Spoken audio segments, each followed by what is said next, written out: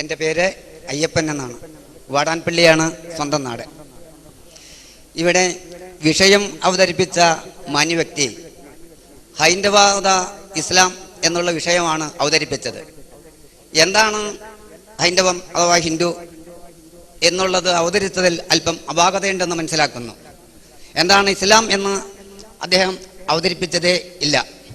അപ്പോൾ ഹിന്ദു ഒരു മതമല്ല, ഹിന്ദു ഒരു ധർമ്മമാണ്, സനാതന ധർമ്മമാണ്. അത് ഈ നാടിൻ്റെ ധർമ്മമാണ്. ഹിരണ്യഗർഭനും ചന്ദ്രനും ഒരുമിച്ച് നിൽക്കുന്ന ഒരു കടല് ഉണ്ടായിരുന്നു. ആ കടലാണ് ഹിന്ദു മഹാസമുദ്രം. ആ ഹിന്ദു മഹാസമുദ്രത്തിലെ മാസത്തിൽ പൗർണമി ദിവസം സൂര്യനും ചന്ദ്രനും ഒരുമിച്ച് നിൽക്കുന്നത് കൊണ്ട് അതിനെ ഹിന്ദു മഹാസമുദ്രമെന്നും ഹിന്ദു മഹാസമുദ്രത്തിന്റെ തീരത്ത് കിടക്കുന്ന കരയിനെ ഹിന്ദു പ്രദേശം എന്നും ആണ്. ആ ഹിന്ദു പ്രദേശത്തിന്റെ സംസ്കാരമാണ് സനാതനധർമ്മം അഥവാ സംസ്കാരം.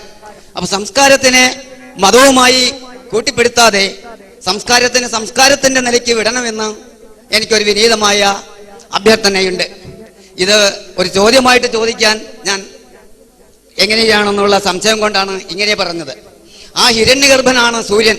ആ സൂര്യനാണ് ഹൈന്ദവ സംസ്കാരത്തിലെ ഒന്നാമത്തെ ദേവൻ, ആദിത്യൻ.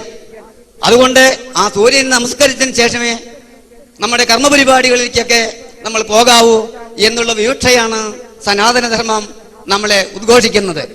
സനാതനധർമ്മത്തിന്റെ ഏക തത്വം എന്താണ് എന്ന് പറഞ്ഞാൽ ലോക സമസ്ത സുഖിനോ ഭവന്തു എന്നുള്ള തത്വമാണ്.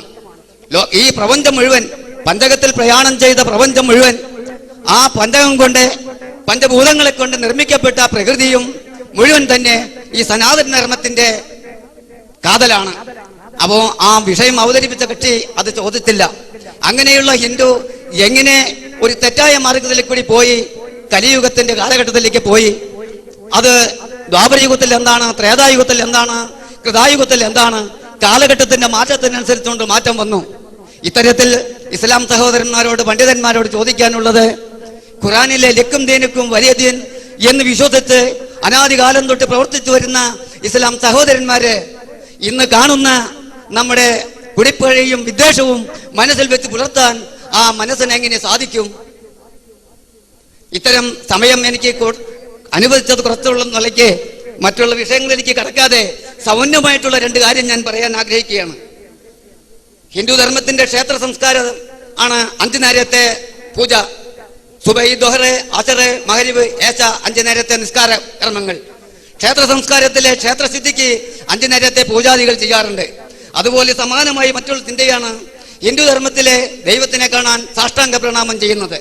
സാഷ്ടാംഗ പ്രണാമം എന്ന് പറഞ്ഞാൽ 8 അംഗങ്ങളും ഭൂമി ദേവിയോട് മുട്ടിക്കൊണ്ട് പ്രണാമം ചെയ്യുന്ന അവസ്ഥയാണ്. അത് ഇസ്ലാം സഹോദരന്മാരെ അവരുടെ നിസ്കാരത്തിലെ സുജൂദ് എന്ന് പറയുന്ന കാര്യത്തിൽ കൂടി സാഷ്ടാംഗ പ്രണാമം ചെയ്യുന്നുണ്ട്. അപ്പൊ പല കാര്യത്തിലും സമാനമായ ചിന്താഗതിക്കാർ സമാനമായി ഒരുമിച്ചിരുന്ന് ഇന്നുള്ള തെറ്റുകളെ തിരുത്താൻ വേണ്ടിയുള്ള വേദിയാണ് വേണ്ടത്. ജനക്കൂട്ടത്തിൽ ഇരുന്നുകൊണ്ട് പറഞ്ഞുകൊണ്ട് ജനങ്ങളൊന്നും ചെയ്യാറില്ല. ചെയ്യുന്നത് പ്രവർത്തിക്കുന്നവനാണ്. ആ പ്രവർത്തിക്കുന്നതിന്റെ കീഴിലുള്ള ആൾക്കാർ ഇരുന്നു കൊണ്ട് അതിനുള്ള പോംവഴി കണ്ടെത്തലാണ് എന്ന് മാത്രം പറയാൻ ഞാൻ ആഗ്രഹിക്കുകയും, ഈ വേദി ഒരു ഏകപക്ഷീയമായോ എന്നുകൂടി ഞാൻ ചിന്തിച്ചതിൽ തെറ്റുണ്ടെങ്കിൽ ഞാൻ നിങ്ങളോട് ക്ഷമ ചോദിച്ചുകൊണ്ട് നിർത്തുന്നു. നമസ്കാരം.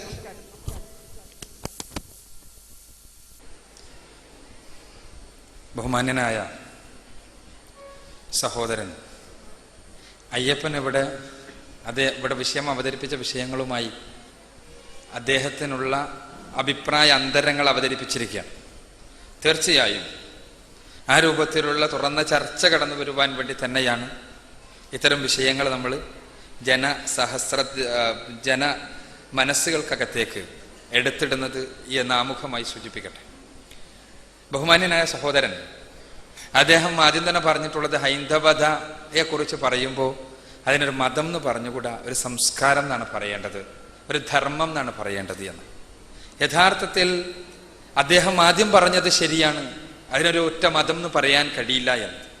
അതേപോലെ തന്നെ പറയേണ്ടതായി അദ്ദേഹം പറഞ്ഞതും പൂർണ്ണമായും ശരിയല്ല എന്ന് എനിക്ക് തോന്നുന്നു എൻ്റെ പഠനത്തിൽ നിന്ന്. ഒരു ധർമ്മം എന്ന് പറയുമ്പോൾ കൃത്യമായ ഒരു നിയതമായ നൈതിക നിയമങ്ങളുടെ അടിസ്ഥാനത്തിലുള്ള ജീവിതക്രമമാണ് ധർമ്മം കൊണ്ട് വിവക്ഷിക്കുന്നത്.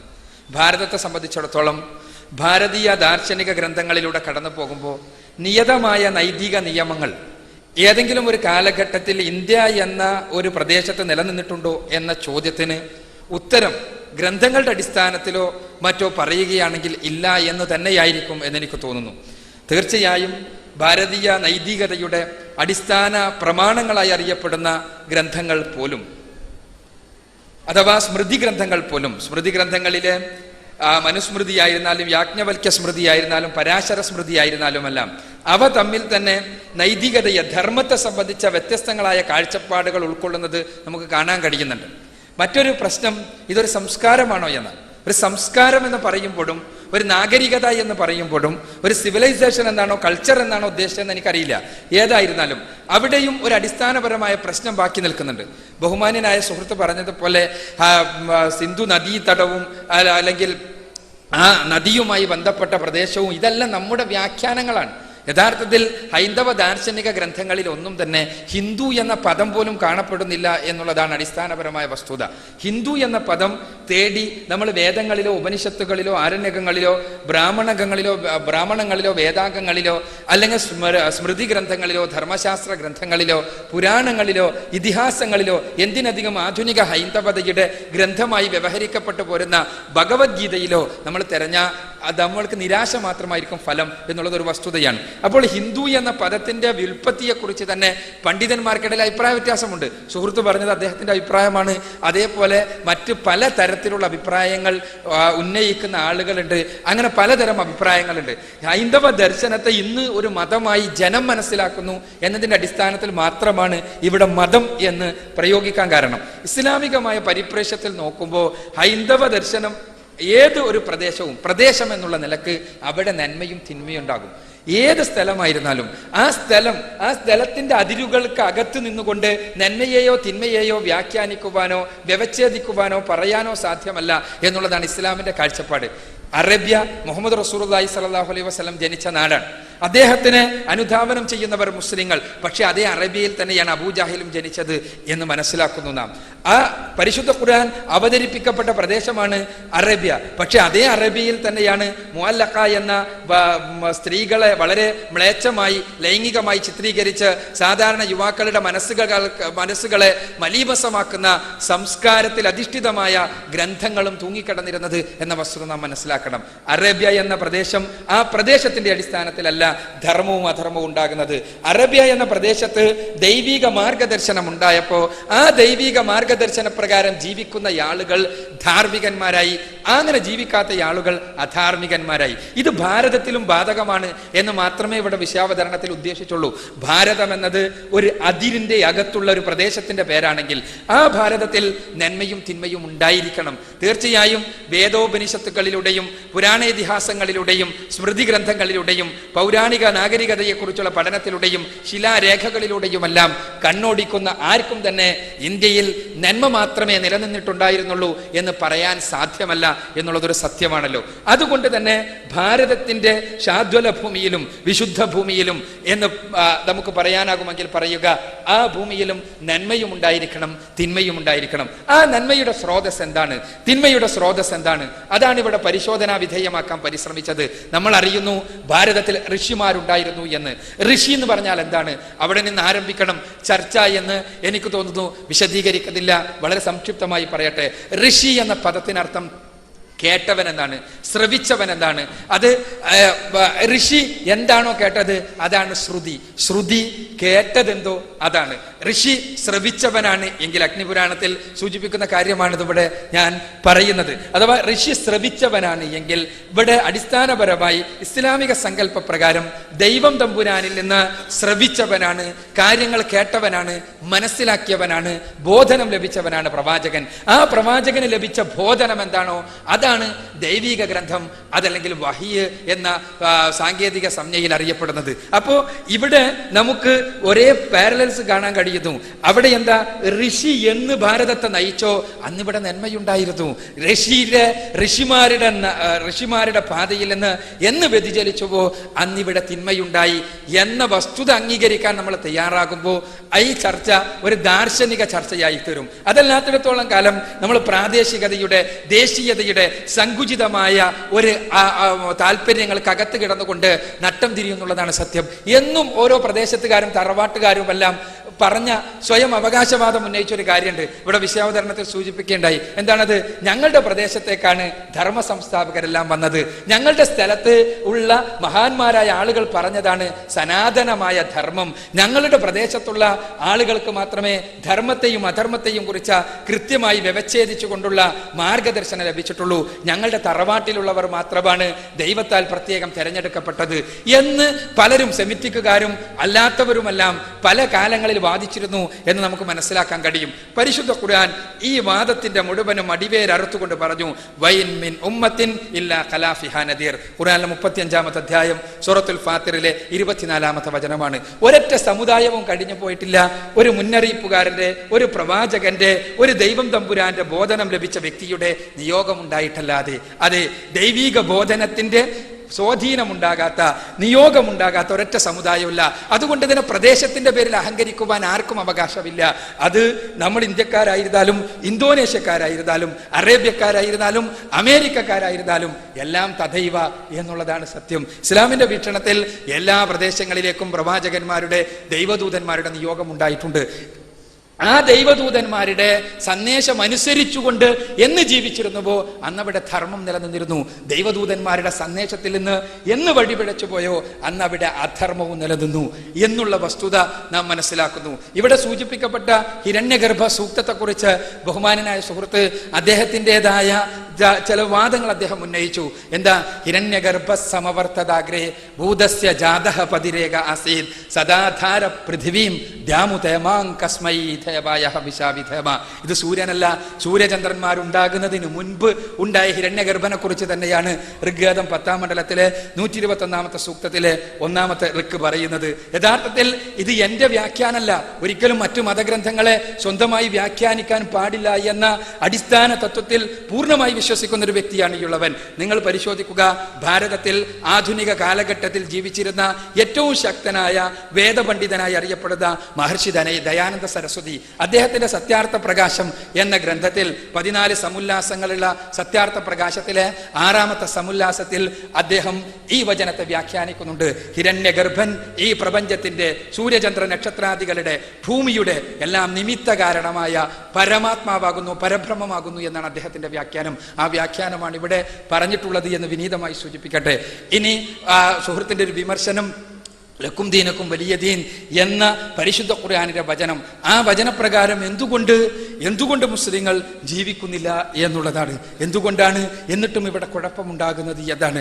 ഇവിടെ സൂചിപ്പിക്കട്ടെ, ലക്കും ദീനക്കും വലിയ ദീൻ എന്ന മതത്തിൽ ആരെയും നിർബന്ധിച്ച് ചേർക്കേണ്ട ഏർപ്പാടല്ല മതമെന്ന, ഒരു പ്രദേശത്ത് പിറന്നു പോയത് കൊണ്ട്, ഒരു ദേശത്ത് ജനിച്ചു പോയത് കൊണ്ട്, ഒരു കുടുംബത്തിൽ പിറന്നു പോയത് കൊണ്ട്, ഒരു സമൂഹത്തിൽ ജനിച്ചു പോയത് കൊണ്ട് തീരുമാനിക്കപ്പെടേണ്ടതല്ല ഒരാളുടെ വിശ്വാസവും കർമ്മവും എന്ന് ഇസ്ലാം അടിസ്ഥാനപരമായി പഠിപ്പിക്കുന്നു. ഇസ്ലാം പറയുന്നത് മനുഷ്യരെ പ്രദേശത്തിന്റെ, ദേശത്തിന്റെ, തറവാടിന്റെ, കുടുംബത്തിന്റെ അടിസ്ഥാനത്തിലല്ല, ഓരോരുത്തർക്കും ചിന്തിക്കുവാനുള്ള അവസരം നൽകണമെന്നാണ്. പരിശുദ്ധ ഖുർആനിൽ മാത്രമാണ് ഞാൻ അറിഞ്ഞിടത്തോളം ഒരു വേദഗ്രന്ഥം എന്നുള്ള നിലക്ക് നിർബന്ധിച്ചും പ്രലോഭിപ്പിച്ചുമുള്ള സകല മതപരിവർത്തനങ്ങളെയും നിഷേധിച്ചിട്ടുള്ള, നിരോധിച്ചിട്ടുള്ള ഗ്രന്ഥം എന്നുള്ളതാണ് സത്യം. പരിശുദ്ധ ഖുർആനിലെ 2-ാമത്തെ അധ്യായം സൂറത്തുൽ ബഖറയിലെ 256-ാമത്തെ സൂക്തത്തിൽ നമുക്ക് കാണാം, ലാ ഇക്റാഹ ഫിദ്ദീൻ എന്ന്. മതത്തിൽ യാതൊരു ലോഭവും പാടില്ലാന്ന, നിർബന്ധം പാടില്ലാന്ന, പ്രലോഭനം പാടില്ലാന്ന, പ്രകോപനം പാടില്ലാന്ന, ആരെയും നിർബന്ധിച്ച് മതം മാറ്റാൻ പാടില്ല എന്ന് മാത്രമല്ല, ആരെയും അവരുടെ പ്രയാസങ്ങളിൽ സഹായത്തിന്റെ ഹസ്തവുമായി ചെന്ന് ആ സഹായ ഹസ്തത്തോടൊപ്പം ആദർശവും കൊടുക്കുന്ന ഒരു രീതിയുണ്ടല്ലോ, വിവരം കെട്ട വൃത്തികെട്ട രീതി, ആ രീതിയോടും ഇസ്ലാം പൊരുത്തപ്പെടുന്നില്ല. പാവപ്പെട്ടവന്റെ, പ്രയാസപ്പെടുന്നവന്റെ, രോഗിയുടെ ആ രോഗത്തിന്റെ പ്രയാസം അനുഭവപ്പെടുന്ന മനുഷ്യന് മരുന്ന് കൊടുക്കുന്നതോടൊപ്പം ആദർശം എഴുതി കൊടുക്കുന്ന, മരുന്ന് കിട്ടണമെങ്കിൽ ഈ ആദർശം കൂടി സ്വീകരിക്കണമെന്ന് പറയുന്ന, മരുന്നിനോടൊപ്പം ആദർശം പൊതിഞ്ഞു നൽകുന്ന രീതിയുണ്ടല്ലോ, അതും ഇസ്ലാം പഠിപ്പിച്ച രീതിയല്ല. പ്രലോഭനത്തിന്റെയും പ്രകോപനത്തിന്റെയും രീതി ഇസ്ലാമിന്, ഇസ്ലാമിക പ്രബോധന രംഗത്ത് തികച്ചും അന്യപാട്. ഇവിടെ ലക്കും ദീനക്കും വലിയ ദീൻ എന്നുള്ള സന്ദേശം തീർച്ചയായും പ്രസക്തമാണ്. ഓരോരുത്തർക്കും അവരുടെ മതമനുസരിച്ച് ജീവിക്കുവാൻ അവകാശം വേണം. പക്ഷേ ഇവിടെ കലാപങ്ങളും പ്രശ്നങ്ങളും എന്തുകൊണ്ടുണ്ടാകുന്നു എന്നത് നമ്മൾ മറ്റൊരു തലത്തിൽ ചർച്ച ചെയ്യേണ്ടതാണ്. യഥാർത്ഥത്തിൽ കേരളത്തിലോ അല്ലെങ്കിൽ ഇന്ത്യ രാജ്യത്തോ ലോകത്തൊന്നിച്ചോ ഉള്ള കലാപങ്ങളെ നമ്മളെടുത്ത് പരിശോധിക്കുമ്പോൾ അതിനൊരുപാട് സാമൂഹ്യമായ രാഷ്ട്രീയമായ കാരണങ്ങൾ കാണാൻ കഴിയും. അതിന് മതപരമായ കാരണങ്ങളുണ്ടോ എന്ന് ചോദിച്ചാൽ തുച്ഛമാണ് എന്ന് പറയുന്നതാകും ശരി എന്നുള്ളതാണ് സത്യം. നിങ്ങൾ പരിശോധിച്ച് നോക്കുക, ഈ അടുത്ത കാലഘട്ടത്തിൽ ഉണ്ടായ കലാപങ്ങളാകട്ടെ, പ്രശ്നങ്ങളാകട്ടെ, ഏത് കാര്യങ്ങളാകട്ടെ, അതിന് രാഷ്ട്രീയമായ സാമൂഹ്യമായ അടിച്ചമർത്തൽപ്പെടേണ്ടതായ ഒരുപാട് പ്രശ്നങ്ങൾ ഉണ്ടാകും അതിൻ്റെ പിന്നിൽ. അതല്ലാതെ മതപരമായ ഒരു കാരണത്താൽ കേരളത്തിലോ ഇന്ത്യ മഹാരാജ്യത്തോ ഇന്ന് ഈ അടുത്ത കാലത്ത് എന്തെങ്കിലും ഒരു കലാപം ഉണ്ടായതായി നിങ്ങൾക്കറിയാമോ എന്ന ചോദ്യത്തിന് ഉത്തരം നൽകുവാനുള്ളത് ഇല്ല എന്ന് തന്നെയാണ്. ഇവിടെ മതത്തിന്റെ പേരിൽ കൊല ചെയ്യപ്പെടുന്നവൻ അല്ലെങ്കിൽ മതത്തിന്റെ പേരിൽ കൊലക്കൊരുങ്ങുന്നവൻ അവന്റെ ഹൃദയത്തിനകത്ത് മതം എത്രത്തോളം സ്വാധീനിച്ചിട്ടുണ്ട് എന്ന് ചോദിച്ചാൽ പലപ്പോഴും ആ സ്വാധീനിച്ചതിന്റെ അളവ് വളരെ ചെറുതാണ് എന്നുള്ളതാണ് സത്യം.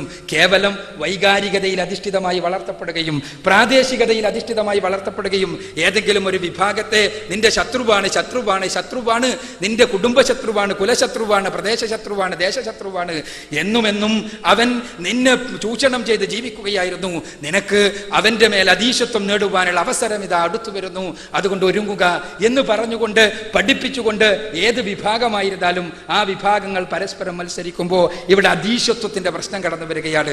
മനുഷ്യരുടെ വിശ്വാസത്തെ, മനുഷ്യരുടെ ആദർശത്തെ, ആത്മീയതയെ സ്വന്തം താല്പര്യത്തിന് വേണ്ടി ഉപയോഗപ്പെടുത്തപ്പെടുന്ന പ്രശ്നമുണ്ടാവുകയാണ്. അവിടെയാണ് കലാപം ഉണ്ടാകുന്നത്. കൈപിടിക്കുവാൻ നമുക്ക് കഴിയുമോ? നമുക്ക് കഴിയേണ്ടതല്ലേ? വെറുതെ പ്രസംഗിക്കാൻ എല്ലാവർക്കും കഴിയും. കൈപിടിക്കാൻ കഴിയണമെങ്കിൽ നമുക്ക് ചെയ്യേണ്ടത്, അടിസ്ഥാനപരമായി ചെയ്യേണ്ടത് മതത്തിന്റെ മൂല്യങ്ങളെ കുറിച്ച്, ആ മൂല്യങ്ങളിലേക്കുള്ള തിരിച്ചുപോക്കിനെ കുറിച്ച് ഉള്ള സജീവമായ ചിന്തയുണ്ടാവുകയാണ്. തീർച്ചയായും നിച്ച് ഓഫ് ട്രൂത്ത് ഇതേ രൂപത്തിലുള്ള പരിപാടികൾ സംഘടിപ്പിക്കുമ്പോൾ ഞങ്ങൾക്ക് ഇവിടെ സൂചിപ്പിക്കപ്പെട്ടതുപോലെ ഈ സന്ദേശത്തെ നിങ്ങളുടെ മുന്നിൽ സമർപ്പിക്കുക എന്ന ലക്ഷ്യത്തോടൊപ്പം തന്നെ തുറന്ന ചർച്ചകൾ, മതത്തിന്റെ വിഷയത്തിൽ തുറന്ന ചർച്ചകൾ നടക്കട്ടെ എന്ന ലക്ഷ്യം കൂടിയുണ്ട്. നിങ്ങളുടെ മനസ്സുകൾക്കകത്തുള്ള കട്ടപിടിച്ച ധാരണകളുടെയോ തെറ്റിദ്ധാരണകളുടെയോ വിമർശനങ്ങളുടെയോ ഭാണ്ഡങ്ങൾ അഴിക്കപ്പെടുമ്പോൾ സ്വാഭാവികമായും നമുക്ക് തുറന്ന് സംവദിക്കുവാൻ സാധിക്കുകയാണ്. ഹൈന്ദവത, ഇസ്ലാം എന്ന വിഷയം അവതരിപ്പിക്കുമ്പോഴും നമ്മൾ അടിസ്ഥാനപരമായി വിവക്ഷിക്കുന്നത് ഇന്ത്യയിൽ ജനിച്ചവർ മുഴുവനും ഏതെങ്കിലും ഒരു ജാതിയിലോ വിഭാഗത്തിലോ മതത്തിലോ സംസ്കാരത്തിലോ ധർമ്മത്തിലോ പെട്ടവരാണ്, അത് നമുക്ക് അന്യരാണ് എന്ന് പറഞ്ഞ് മാറ്റി നിർത്തുന്ന രീതിക്ക് പകരം യഥാർത്ഥത്തിൽ ഭാരതത്തിലായിരുന്നാലും ധർമ്മ സംസ്ഥാപകരായി സനാതന മൂല്യങ്ങൾ പഠിപ്പിക്കുന്നവരായി മഹാന്മാരായ പ്രവാചകന്മാരുടെ ഋഷിവര്യന്മാരുടെ നിയോഗം ഉണ്ടായിട്ടുണ്ട് എന്നും അവർ പഠിപ്പിച്ച ആശയങ്ങളുടെ കൂടി സമ്പൂർത്തീകരണവുമായി കടന്നു വന്ന വ്യക്തിയായിക്കൊണ്ടാണ് മുഹമ്മദ് റസൂലുള്ളാഹി സ്വല്ലല്ലാഹു അലൈഹി വസല്ലമയെ നാം മനസ്സിലാക്കുന്നത് എന്നും ആ പ്രവാചകന്മാർ മുഴുവനും ലോകത്തിന്റെ മുന്നിൽ സമർപ്പിച്ച ആശയമായി കൊണ്ടാണ് ഇസ്ലാമിനെ നാം ഉൾക്കൊള്ളുന്നത് എന്നും ഇവിടെ വ്യക്തമാക്കുകയുണ്ടായി. ഇസ്ലാം എന്ന് പറഞ്ഞാൽ സമർപ്പണമെന്നാണ്.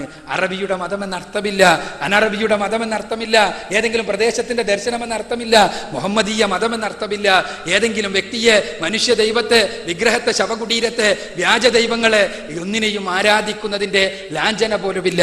എന്താ സമർപ്പണം? സർവശക്തനായ തമ്പുരാന് ജീവിതത്തെ സമ്പൂർണ്ണമായി സമർപ്പിക്കുക. ആ സമർപ്പണമാണ് ഇസ്ലാം കൊണ്ട് ഇവിടെ വിവക്ഷിക്കുന്നത്. ആ സമർപ്പണം തന്നെയാണ് പ്രവാചകന്മാർ മുഴുവനും ഋഷിവര്യന്മാർ മുഴുവനും പഠിപ്പിച്ചത് എന്ന് മനസ്സിലാക്കി തരുന്ന ചില ഉദ്ധരണികൾ മാത്രമാണ് ഇവിടെ ഉപയോഗിക്കപ്പെട്ടത്. ഹൈന്ദവ ദർശനത്തെ സംബന്ധിച്ചിടത്തോളം വിഷയം അവതരിപ്പിച്ചപ്പോൾ തുടക്കത്തിൽ പറഞ്ഞതുപോലെ ഭാരതത്തിൽ വ്യത്യസ്തവും വിരുദ്ധവും വൈജാത്യങ്ങൾ നിറഞ്ഞതുമായ ഒരുപാട് ദർശനങ്ങൾ ഉണ്ടായിട്ടുണ്ട്. ആ ദർശനങ്ങൾ പലതും വൈജാത്യങ്ങൾ നിറഞ്ഞതാണ്. ഇപ്പോൾ സുഹൃത്ത് തന്നെ പറഞ്ഞ പല കാര്യങ്ങളും സാഖ്യ ദർശനത്തിന്റെയും ന്യായ ദർശനത്തിന്റെയും അടിസ്ഥാന സങ്കല്പങ്ങളിൽ നിന്ന് കടമെടുത്തുകൊണ്ടാണ് പറഞ്ഞിട്ടുള്ളത്. ഈ സാഖ്യ ദർശനത്തിനും ന്യായ ദർശനത്തിനും എതിരെ തത്വശാസ്ത്രങ്ങൾ പണിത വേദാന്തികളുണ്ട്, അതേപോലെ തന്നെ മീമാംസകരുണ്ട്. പക്ഷേ ആ ദർശനങ്ങളും ഇവിടെ ഉണ്ടായതാണ്. ഇതെല്ലാം തെറ്റാണ് എന്ന് പറഞ്ഞുകൊണ്ട് രംഗത്ത് വന്ന മഹാനായ ശ്രീ ശങ്കരാചാര്യരെ പോലെയുള്ള മഹാന്മാരും ഇവിടെയുണ്ടായവർ തന്നെയാണ്. അദ്ദേഹം പറഞ്ഞല്ലോ, നമുക്കറിയാലോ, ന സാഖ്യേന ന യോഗേന കർമ്മണാനോ ന വിദ്യയ.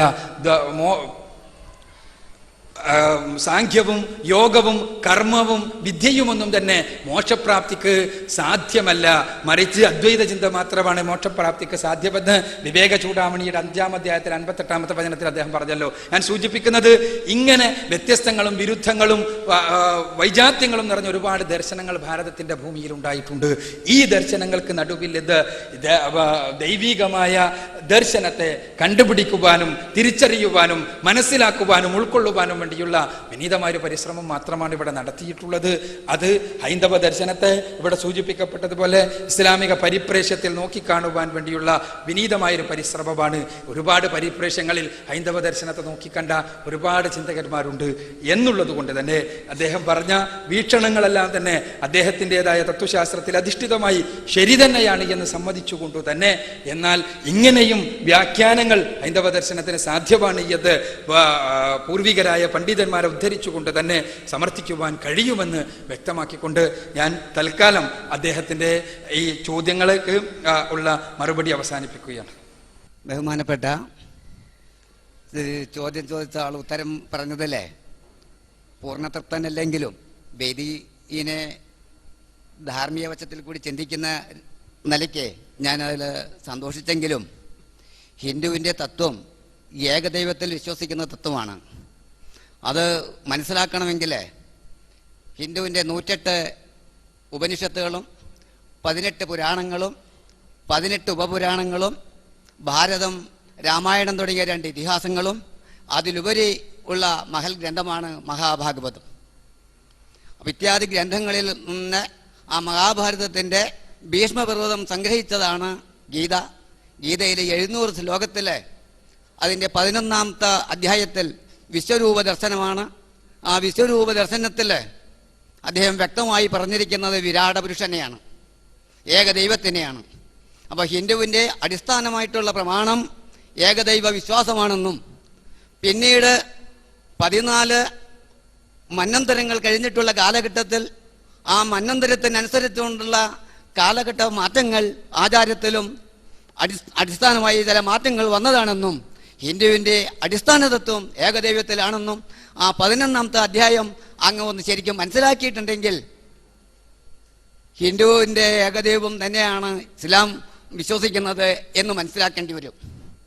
അപ്പോൾ ആ വിരാട പുരുഷ രൂപം അതിൻ്റെ 19ാമത്തെ ശ്ലോകത്തിൽ പറഞ്ഞിരിക്കുന്നത് 10,000 കൈകളും സൂര്യചന്ദ്രാദികളാവുന്ന വലത്തെ കണ്ണും ഇടത്തെ കണ്ണും നിറഞ്ഞിട്ടുള്ള ആ വിശ്വരൂപ ദർശനം കണ്ടപ്പോൾ എനിക്ക് അങ്ങയുടെ മനുഷ്യരൂപം കണ്ടാൽ മതി എന്ന് അർജുനൻ വാവിട്ട് കരഞ്ഞ ഭാഗം എടുത്തു നോക്കിയാൽ ഹിന്ദുവിൻ്റെ ഏകത്വം എന്ന് മനസ്സിലാവുന്നു. ഞാൻ ആദ്യം പറഞ്ഞു പോയി, ഏകത്വത്തിലെ നാനത്വം, നാനത്വത്തിലെ ഏകത്വമാണ്. ഈ സൗരയൂഥം ഒരു വട്ടമാണെങ്കിൽ ആ വട്ടത്തിൻ്റെ സെൻട്രൽ പോയിന്റാണ് അതിൻ്റെ ഏകത്വമെന്നും അതിൻ്റെ വൃത്തപരിധിയാണ് അതിൻ്റെ നാനത്വം എന്നും ചിന്തിക്കുന്ന ഏകവിശ്വാസിയാണ് ഹൈന്ദവ ദാർശികത്വം. അതിൽ വിശ്വസിക്കുന്ന വ്യക്തി തന്നെയാണ് ഞാനും എന്ന് അങ്ങയോട് പറയാൻ ആഗ്രഹിക്കുകയാണ്. അതുകൊണ്ട് ഹിന്ദു ദാർശികത്വം ഒട്ടും വ്യത്യസ്തമല്ല. പിന്നീടുണ്ടായിട്ടുള്ള ആചാരങ്ങളുടെ തെറ്റാണ്. ആ ആചാരങ്ങളിലെ തെറ്റ് ഹിന്ദു ധർമ്മം വിശ്വസിക്കുന്നില്ല എന്ന് ഞാൻ ഒരിക്കൽ കൂടി ഉദ്ഘോഷിക്കുകയാണ്. നമസ്കാരം. താങ്ക്സ്.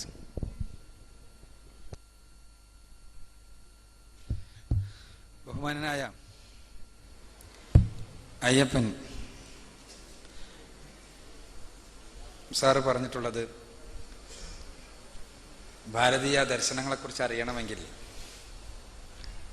108 ഉപനിഷത്തുക്കളും 18 പുരാണങ്ങളും 18 ഉപപുരാണങ്ങളും അതിനേക്കാളെല്ലാം ഉന്നതമായ മഹാഭാരതവും മഹാഭാരതത്തിലെ ഗീതയും ഗീതയിലെ 11ാമത്തെ അധ്യായമായ വിശ്വരൂപ ദർശനവും അതിലെ 19ാമത്തെ വചനവും കൃത്യമായി മനസ്സിലാക്കണമെന്ന് തീർച്ചയായും ബഹുമാനനായ സുഹൃത്തിൻ്റെ നിർദ്ദേശം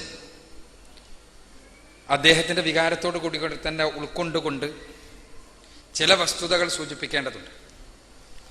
ഒന്ന്, സുഹൃത്ത് അറിഞ്ഞോ അറിയാതെയോ ഹൈന്ദവ ദർശനത്തിൻ്റെ ഏറ്റവും മാണിക്കല്ലായ ചതുർവേദ സംഹിതകളെ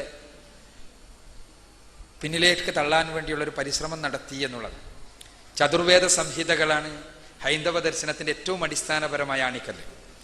ഈ ചതുർവേദ സംഹിതകളും ഋഗ്വേദ, സാമവേദ, യജുർവേദാദി അഥർവവേദ സംഹിതകളും അതിൻ്റെ അടിസ്ഥാനത്തിലുള്ള ബ്രാഹ്മണ ആരണ്യക ഉപനിഷത്തുക്കളും കഴിഞ്ഞതിന് ശേഷമാണ് സ്മൃതി ഗ്രന്ഥങ്ങളായ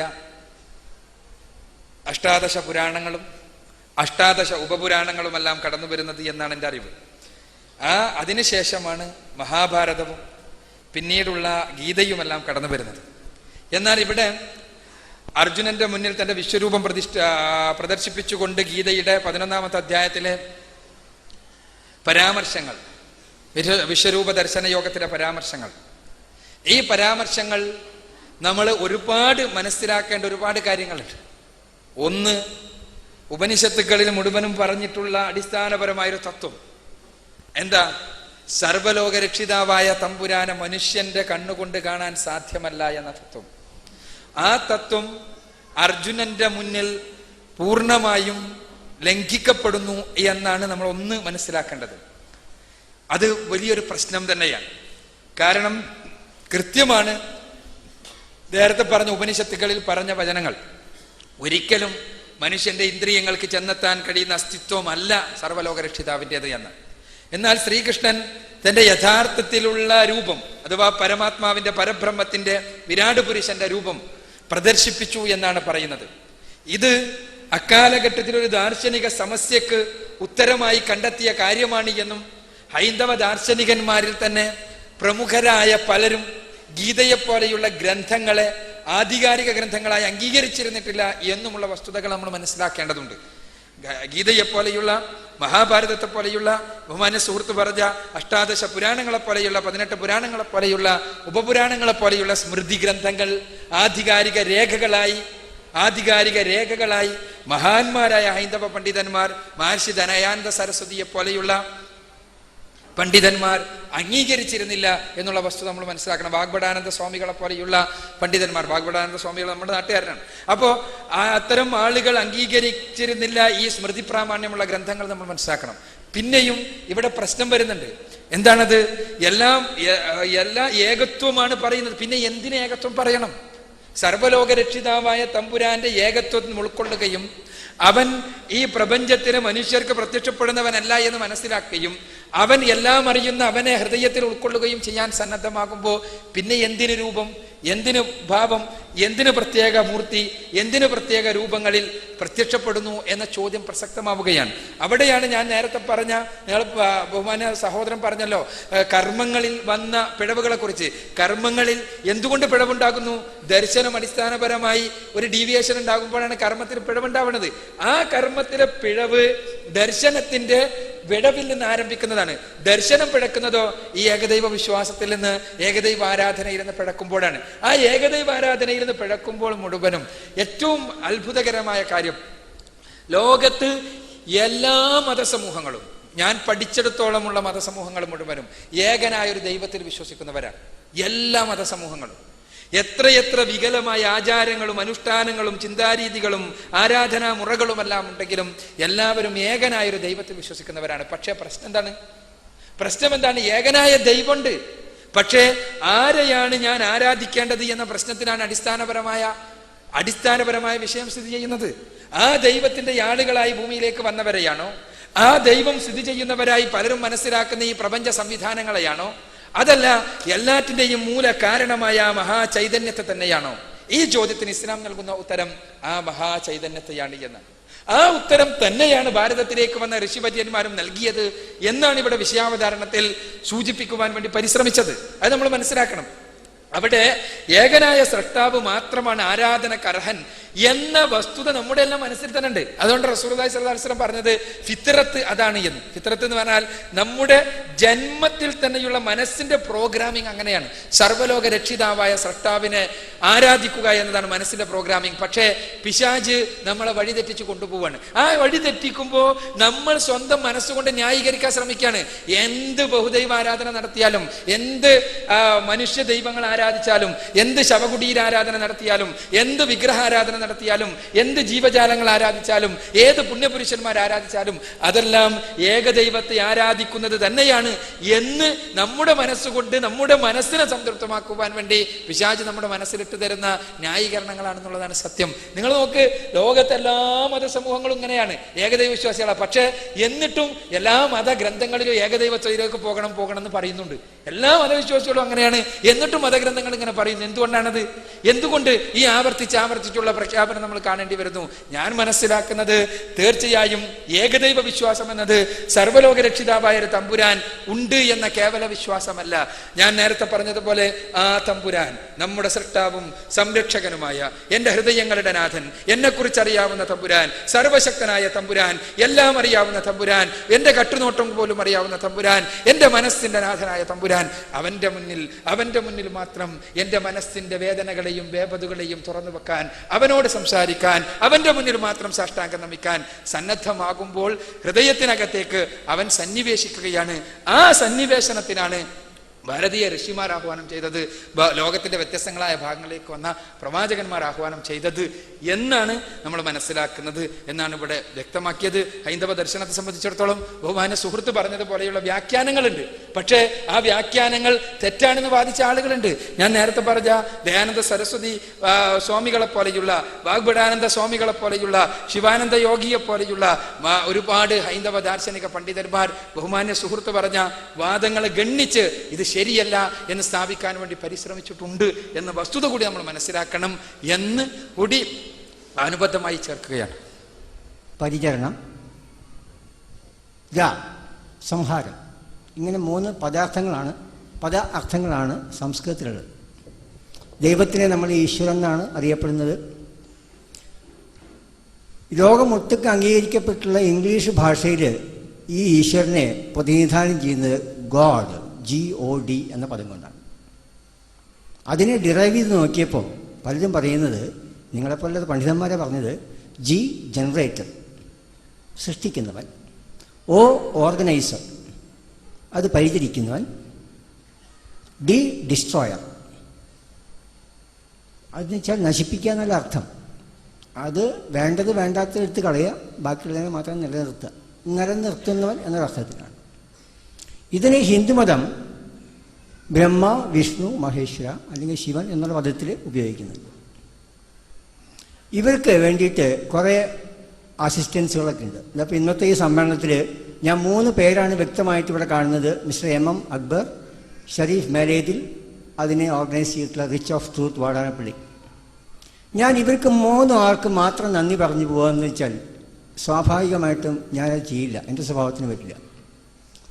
ഇവിടെ നന്ദി അർഹിക്കുന്നത് ഈ സംഘാടകർ മുഴുവനാണ്. ഇതിൽ പ്രവർത്തിക്കുന്നതായിട്ടുള്ള ഓരോ വ്യക്തികൾ, അത് ഇലക്ട്രീഷ്യനാവാം, മയക്കുകാരനാവാം, അല്ലെങ്കിൽ ഇവിടെ വേണം ചായ കൊണ്ടുവന്ന കുട്ടിയായിരിക്കാം, ആരായിരിക്കാം.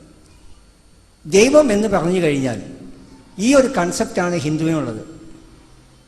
പ്രകൃതി എന്ന് പറഞ്ഞു കഴിഞ്ഞാൽ അതൊരു ഏകമായിട്ടുള്ളൊരു വ്യക്തി, ഒരു ഏകം എന്നുള്ളതായിട്ടുള്ളതിലല്ല. അത് ഈ സമസ്ത ലോകത്തിൽ കാണുന്നതായിട്ടുള്ള എല്ലാ അണുക്കളും. ഇന്നിപ്പോൾ ഈ സമ്മേളനത്തിൻ്റേതായിട്ടുള്ള ഇതിൽ പ്രവർത്തിച്ചിട്ടുള്ള ശക്തികൾ ആരൊക്കെയാണ്, അവരെല്ലാവരും ഇതിന് അഭിനന്ദനം അറിയിക്കുന്നുണ്ട്. അപ്പോൾ ഇന്ന് ഇവിടുത്തെ ഓർഗനൈസർ പറഞ്ഞ അദ്ദേഹത്തിൻ്റെ ഇതിൻ്റെ വിഷയം അവതരിപ്പിച്ച ആളുടേതായിട്ടുള്ള ഒരു ആഖ്യാനം ഞാൻ കേട്ടതെന്ന് വെച്ചെങ്കിൽ, ഈ ഏകദൈവത്തിനെ മാത്രമേ നമ്മൾ ഭജിക്കാൻ പാടുള്ളൂ. അങ്ങനെയാണെങ്കിൽ ഇവിടെ അധ്യാപകരായിട്ടിരിക്കുന്നതായിട്ടുള്ള പല സ്നേഹിതന്മാരും ഞാൻ ചോദിക്കുന്നു, നിങ്ങൾ എന്തിനാ ഈ മാതാ പിതാ ഗുരു ദൈവം എന്നൊക്കെ പഠിപ്പിക്കുന്നെന്നാ? എന്നാൽ അത് ആ വക സിദ്ധാന്തങ്ങളും പഠനക്രമങ്ങളൊക്കെ നിങ്ങൾ മാറ്റി എഴുതണം. നമ്മൾ ഈ ഭംഗിക്ക് വേണ്ടി മാത്രം ഒരു സമ്മേളനം നടത്താൻ പാടില്ല. ഇതിൻ്റെ അടിസ്ഥാനപരമായിട്ടുള്ള കാര്യങ്ങളിലുള്ള വ്യത്യാസങ്ങൾ നമ്മൾ തികച്ചും ആദ്യം ചർച്ച ചെയ്യപ്പെട്ടതാണ്. ഞാൻ കൂടുതൽ സംസാരിക്കുന്നില്ല. നിങ്ങളുടേതായിട്ടുള്ള വീക്ഷണകോണ് ഞാൻ അറിയാൻ ആഗ്രഹിക്കുന്നു. എനിക്കിങ്ങനെ അവസരം തന്നതിൽ വളരെ നന്ദിയുണ്ട്. Thank you. ജയ് ഹിന്ദ്.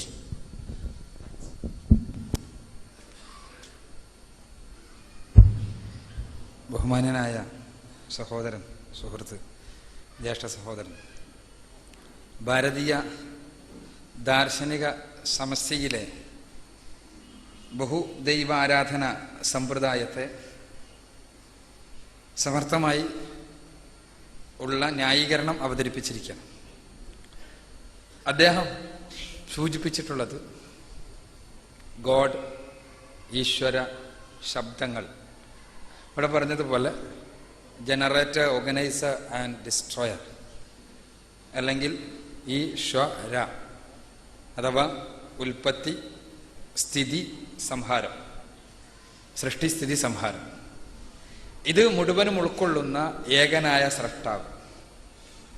ഈ സ്രഷ്ടാവിനെ മാത്രം ആരാധിക്കണമെന്ന് പറയുമ്പോൾ ഇവിടെ ഈ സൃഷ്ടി പ്രപഞ്ചത്തിലെ എന്തിലും സ്രഷ്ടാവിനെ കണ്ടുകൊണ്ട് ആരാധിക്കുന്ന ഹൈന്ദവ സമ്പ്രദായം, അതിൽ ന്യായീകരിച്ചുകൊണ്ടാണ് അദ്ദേഹം സംസാരിച്ചിട്ടുള്ളത്. അതിനെക്കുറിച്ചുള്ള അഭിപ്രായമാണ് അദ്ദേഹം ചോദിച്ചിട്ടുള്ളതെന്ന് ഞാൻ മനസ്സിലാക്കണം. കുറച്ച് വിശദമായതുകൊണ്ട് ഞാൻ ചോദിക്കുകയാണ്. അതന്നെയല്ല ഉദ്ദേശിച്ചത്, അല്ലേ?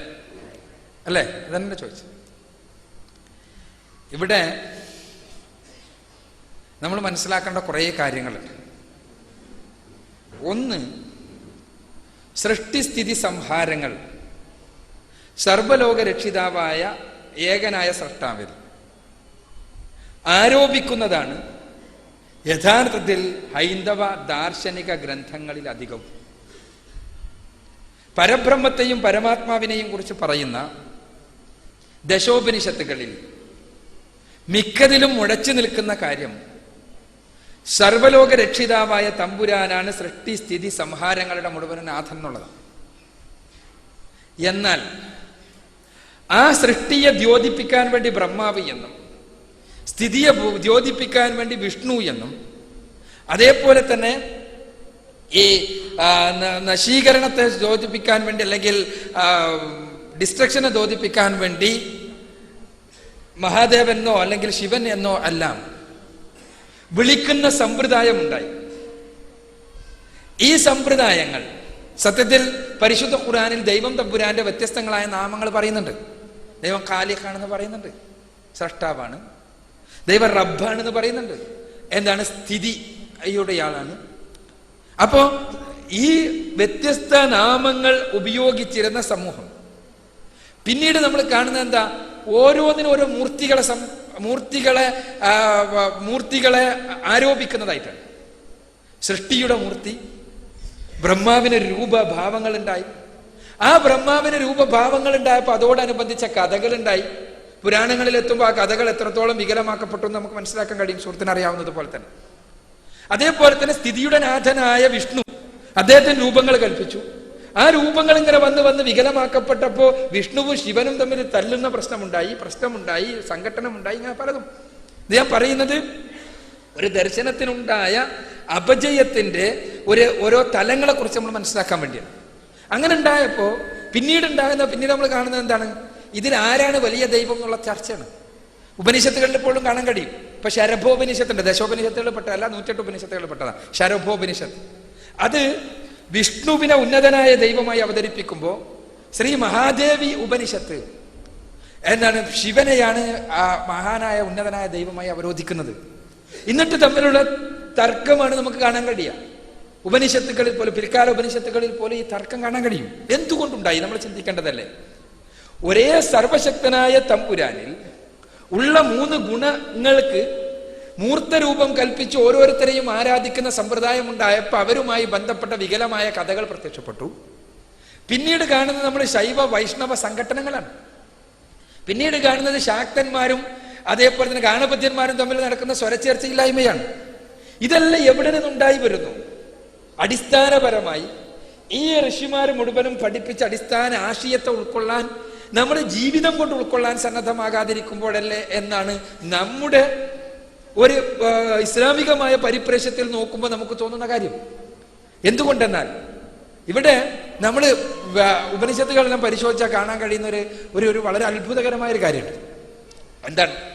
ഈ സർവശക്തനായ ദൈവത്തിന്റെ ഏകത്വത്തെ ശക്തമായ ഭാഷയിൽ പറയുന്നത് എന്തിനാണിത്? എന്തിനാ അതിങ്ങനെ പറയുന്നത്? എന്തിനു വേണ്ടി ഇങ്ങനെ ആവർത്തിച്ച് പറയുന്നു? ഇപ്പോ ഈ ശ്വേതശതരോപനിഷത്തിൽ 6-ാമത്തെ അധ്യായത്തിൽ 7-ാമത്തെ ഒരു വചനമുണ്ട്. തമീശ്വരാണം പരമം മഹേശ്വര താം ദേവദാനാം പരമം ച ദൈവതം പതിം പദീനാം പരമം പരസ്താദ് വിധാമദേവം ഭുവനീശമീഡ്യം. ഇവിടെ സകല ഈശ്വരന്മാരുടെയും ഈശ്വരൻ, സകല ദേവന്മാരുടെയും ദേവൻ, സകല പതികളുടെയും പതി, അവനെയാണ് ഉപാസിക്കേണ്ടത്, അവനെയാണ് ഈഢ്യങ്ങൾ അർപ്പിക്കേണ്ടത് എന്ന് വ്യക്തമാക്കുന്ന വചനം. ഈ വചനങ്ങൾ എന്തുകൊണ്ട് ഇതിങ്ങനെ പറയേണ്ടി വന്നു? എന്തുകൊണ്ട് ആവർത്തിച്ചത് പറയേണ്ടി വന്നു? നമ്മൾ ചിന്തിച്ചു നോക്കുക. യജുർവേദത്തിലെ 40-ാം അധ്യായത്തിലെ 9-ാമത്തെ വചനത്തിൽ പറയുന്ന അന്ധം തമഹ പ്രവിശന്തിയെ സംഭൂതി മുപാസത എന്ന വചനം, അതേ കാര്യം ഈശാവാസ്യത്തിന്റെ 12ാമത്തെ ശ്ലോകത്തിൽ വീണ്ടും ആവർത്തിക്കുകയാണ്. എന്താ ആവർത്തിച്ച് പറയാൻ കാരണം?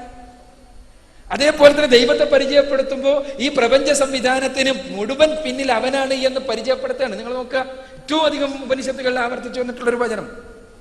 ഇപ്പോ കഠോപനിഷത്തിൽ ദ്വിതീയ വല്ലിയിൽ 2ാമത്തെ വല്ലിയിൽ ദ്വിതീയ അധ്യായത്തിൽ 2ാമത്തെ അധ്യായത്തിലെ 15ാമത്തെ വചനം. അതേപോലെ തന്നെ മുണ്ടകോപനിഷത്തിലെ 2ാമത്തെ മുണ്ടകത്തിലെ 2ാം അധ്യായത്തിലെ 10ാമത്തെ വചനം. അതേ രൂപത്തിൽ തന്നെ ശ്വേതശതരോപനിഷത്തിലെ 6ാം അധ്യായത്തിലെ 14ാമത്തെ വചനം. എല്ലാം പറഞ്ഞിട്ടുള്ളത് എന്താ? ഒരൊറ്റ സംഭവം. വ്യത്യസ്ത ഋഷിമാരെഴുതിയ സാധനം, വ്യത്യസ്ത ഋഷിമാരിൽ ആരോപിക്കപ്പെട്ടിട്ടുള്ള ഈ ഉപനിഷത്തുകളെല്ലാം ഒരേ വചനം. ന തത്ര സൂര്യോ ഭാതി ന ചന്ദ്ര താരകം നേമാ വിദ്യുതോ ഭാന്തി കുതോയമഗ്നിഹി തമേവ ബാന്ധം അനുഭാതി സർവം തസ്യ ഭാഷ സർവം ഇതം വിഭാതി. എന്താ പഠിപ്പിക്കണേ? എന്താണ്? ഈ സകല പ്രാപഞ്ചിക പ്രതിഭാസങ്ങളുടെയും യഥാർത്ഥത്തിൽ ഉള്ള ആ പിന്നിലുള്ള മഹാചൈതന്യത്തെ അറിയുക നിങ്ങൾ, ഉൾക്കൊള്ളുക നിങ്ങൾ.